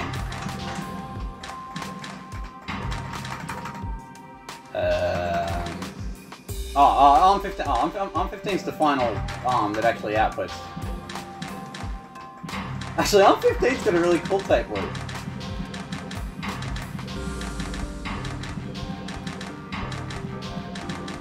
See the cluster from arm 12 and arm 14. Oh, this arm cluster down the bottom here.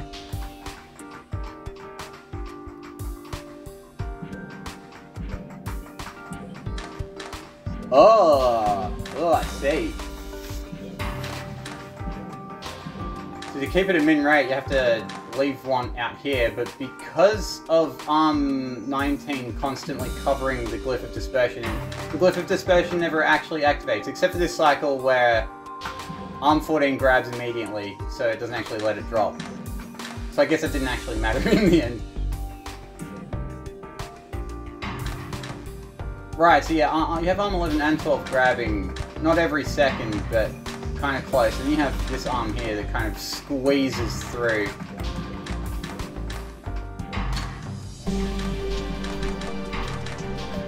Oh, I just realized arm 14 is purely to stop the glyph of dispersion from activating. Right, to keep it at 1T. Yeah, okay. Yeah, arm 14 is the reason this is 1T, because you need that extra arm just for that, to keep the tape loop low. Alright.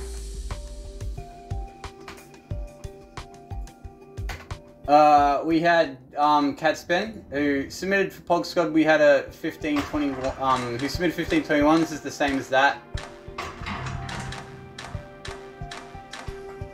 but with an extra arm. So if I'm remembering correctly, the way to get 1516, because I can actually show it now, is just have like arm 4 do that, and just like come in and then pivot, and then arm 12 is the one that actually outputs, so arm 4 just got barely enough time to go back and grab another salt. So that's how you would have gotten the naive min. You also had to make sure your geometry was good, so otherwise you'd waste 1 or 2 hexes or something. This is how you would do it. You would do it with this tri-arm thing. I submitted a 1516 to showcase. Yes you did, yes. That's actually, I may as well show that now that it's been mentioned, and also relevant. Right, yeah, arm 3, yeah, okay, yeah. This is where you need to fix the geometry, yeah. I recognize this exact solve. This is the exact thing that Panic and I both independently came up with. You have arm 3 as a length 3 arm here because all these hexes are all already being used. So it quote unquote only uses 2 hexes.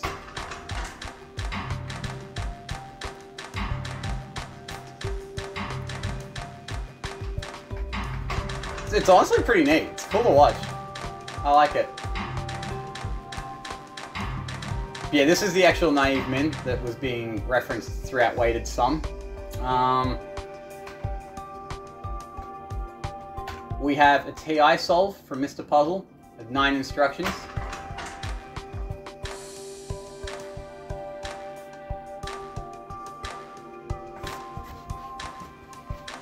Kind of neat 9i.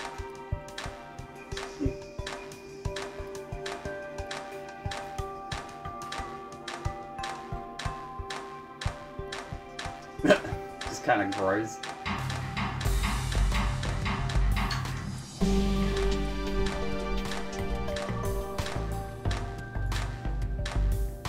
I wonder,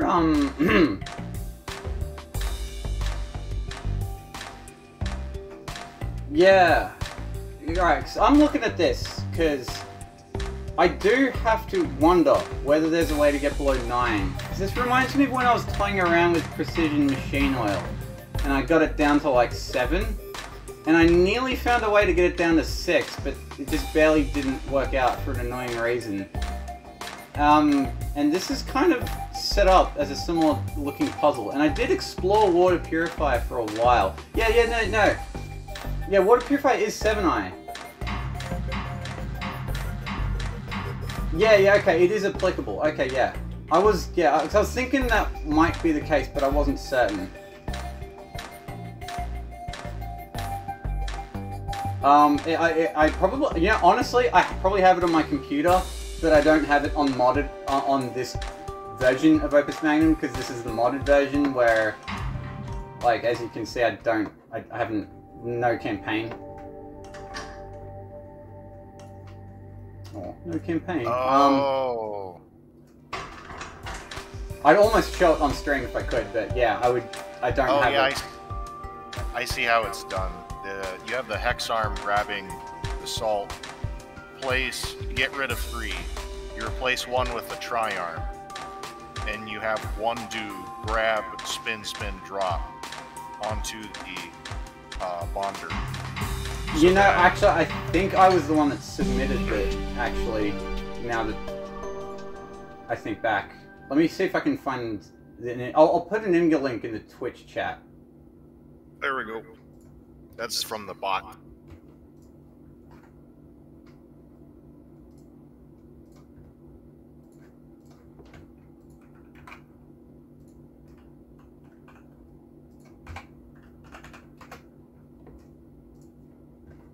Yeah, okay. Yeah, so alright, so for those of you who have like opened up that GIF and can see it, my idea for 6i was to have that, but like have that that tri-arm only do 1 rotate instead of 2. You'd be surprised how far it gets before it crashes. I think it gets like 3 or 4 of the salts on before crashes and bad stuff starts happening. It's kind of tragic. But yeah, that was my almost, that was my escapade with water purifier. Yeah, sorry for those of you on YouTube who have no idea what we're talking about. Alright.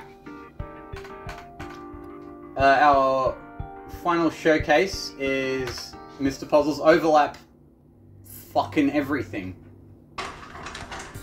Oh yeah, this puzzle is straightforward with overlap. I mean, I guess you can, for cycles, you just, like, do that. Well, cycles is crazy, because I'm sure you'll want to, like, grab... Oh, right. And do, like... Well, and I'm sure you can do, like... And there's some consumption under the input glyph you can do, and maybe it's too big for my brain. Alright, let me just post a naive overlap. There you go, naive overlap min is 42.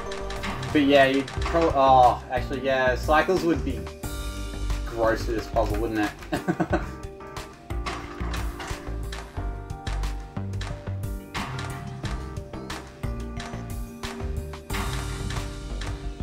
Alright. I didn't think it was width at first, but then I was like, oh, never mind, it does fit the shape. Is it? Because, yeah, that's min width. There you go. For all you width enjoyers out there.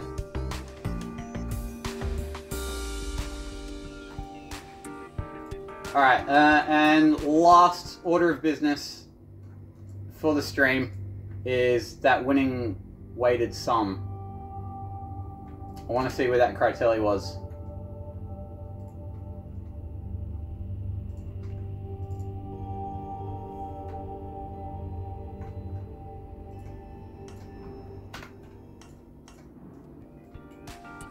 Oh, it was covered! It was covered! Oh, there's a perfect spot for it.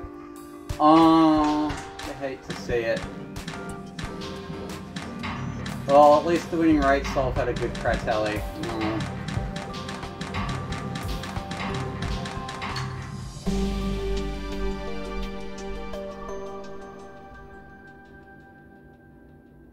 You people in chat make me sad. You don't know. You just can't appreciate a good Critelli. This is the problem.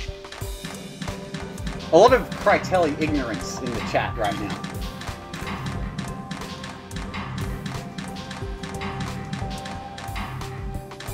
Goodbye Galaxy.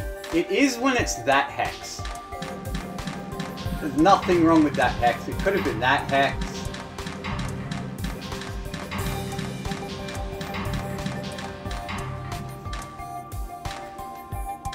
Well, now I'm thinking about when I get back to developing the fencing mod. I'm wondering if I should make an option that lets you disable the belly.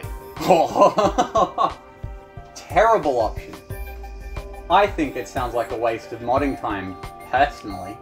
Oh, so funny story. When I started, I'm not actually sure if I still have any SOM records that do this, but what I used to do was cover all the surrounded hexes like this. So I was completely, because when I was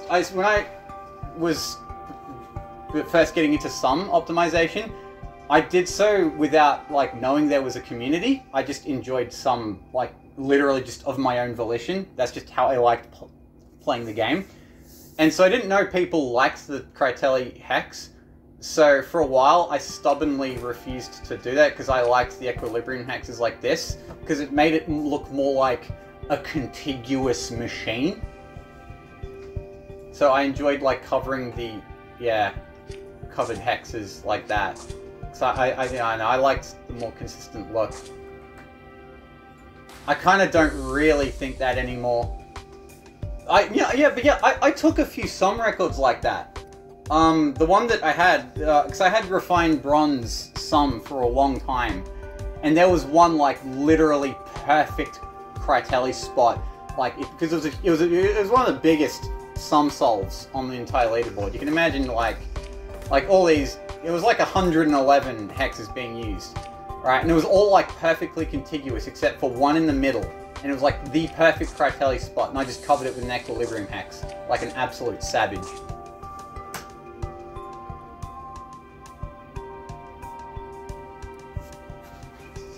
Yeah, they do. Yeah, there's the argument that they make the machine harder to read.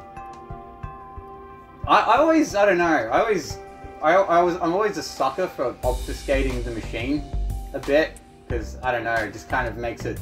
I thought it made it look like it was, you know, more wizardy. You're doing more wizard black magic awesome stuff. So that was my argument for obfuscation and making stuff almost look invisible.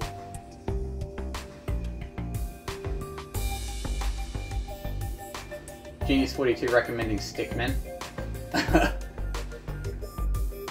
Alright, that was our final aside though for the stream. With that we can call it a stream. What are we still got 2.5 hours out of that stream. I did wonder if I do linger for a bit too long, because I was lingering a bit because I wanted to get a decent length stream, but yeah. Thank you for joining me, this is very fun. I look forward to seeing what you all come up with next week. Alright, see ya. See you next time.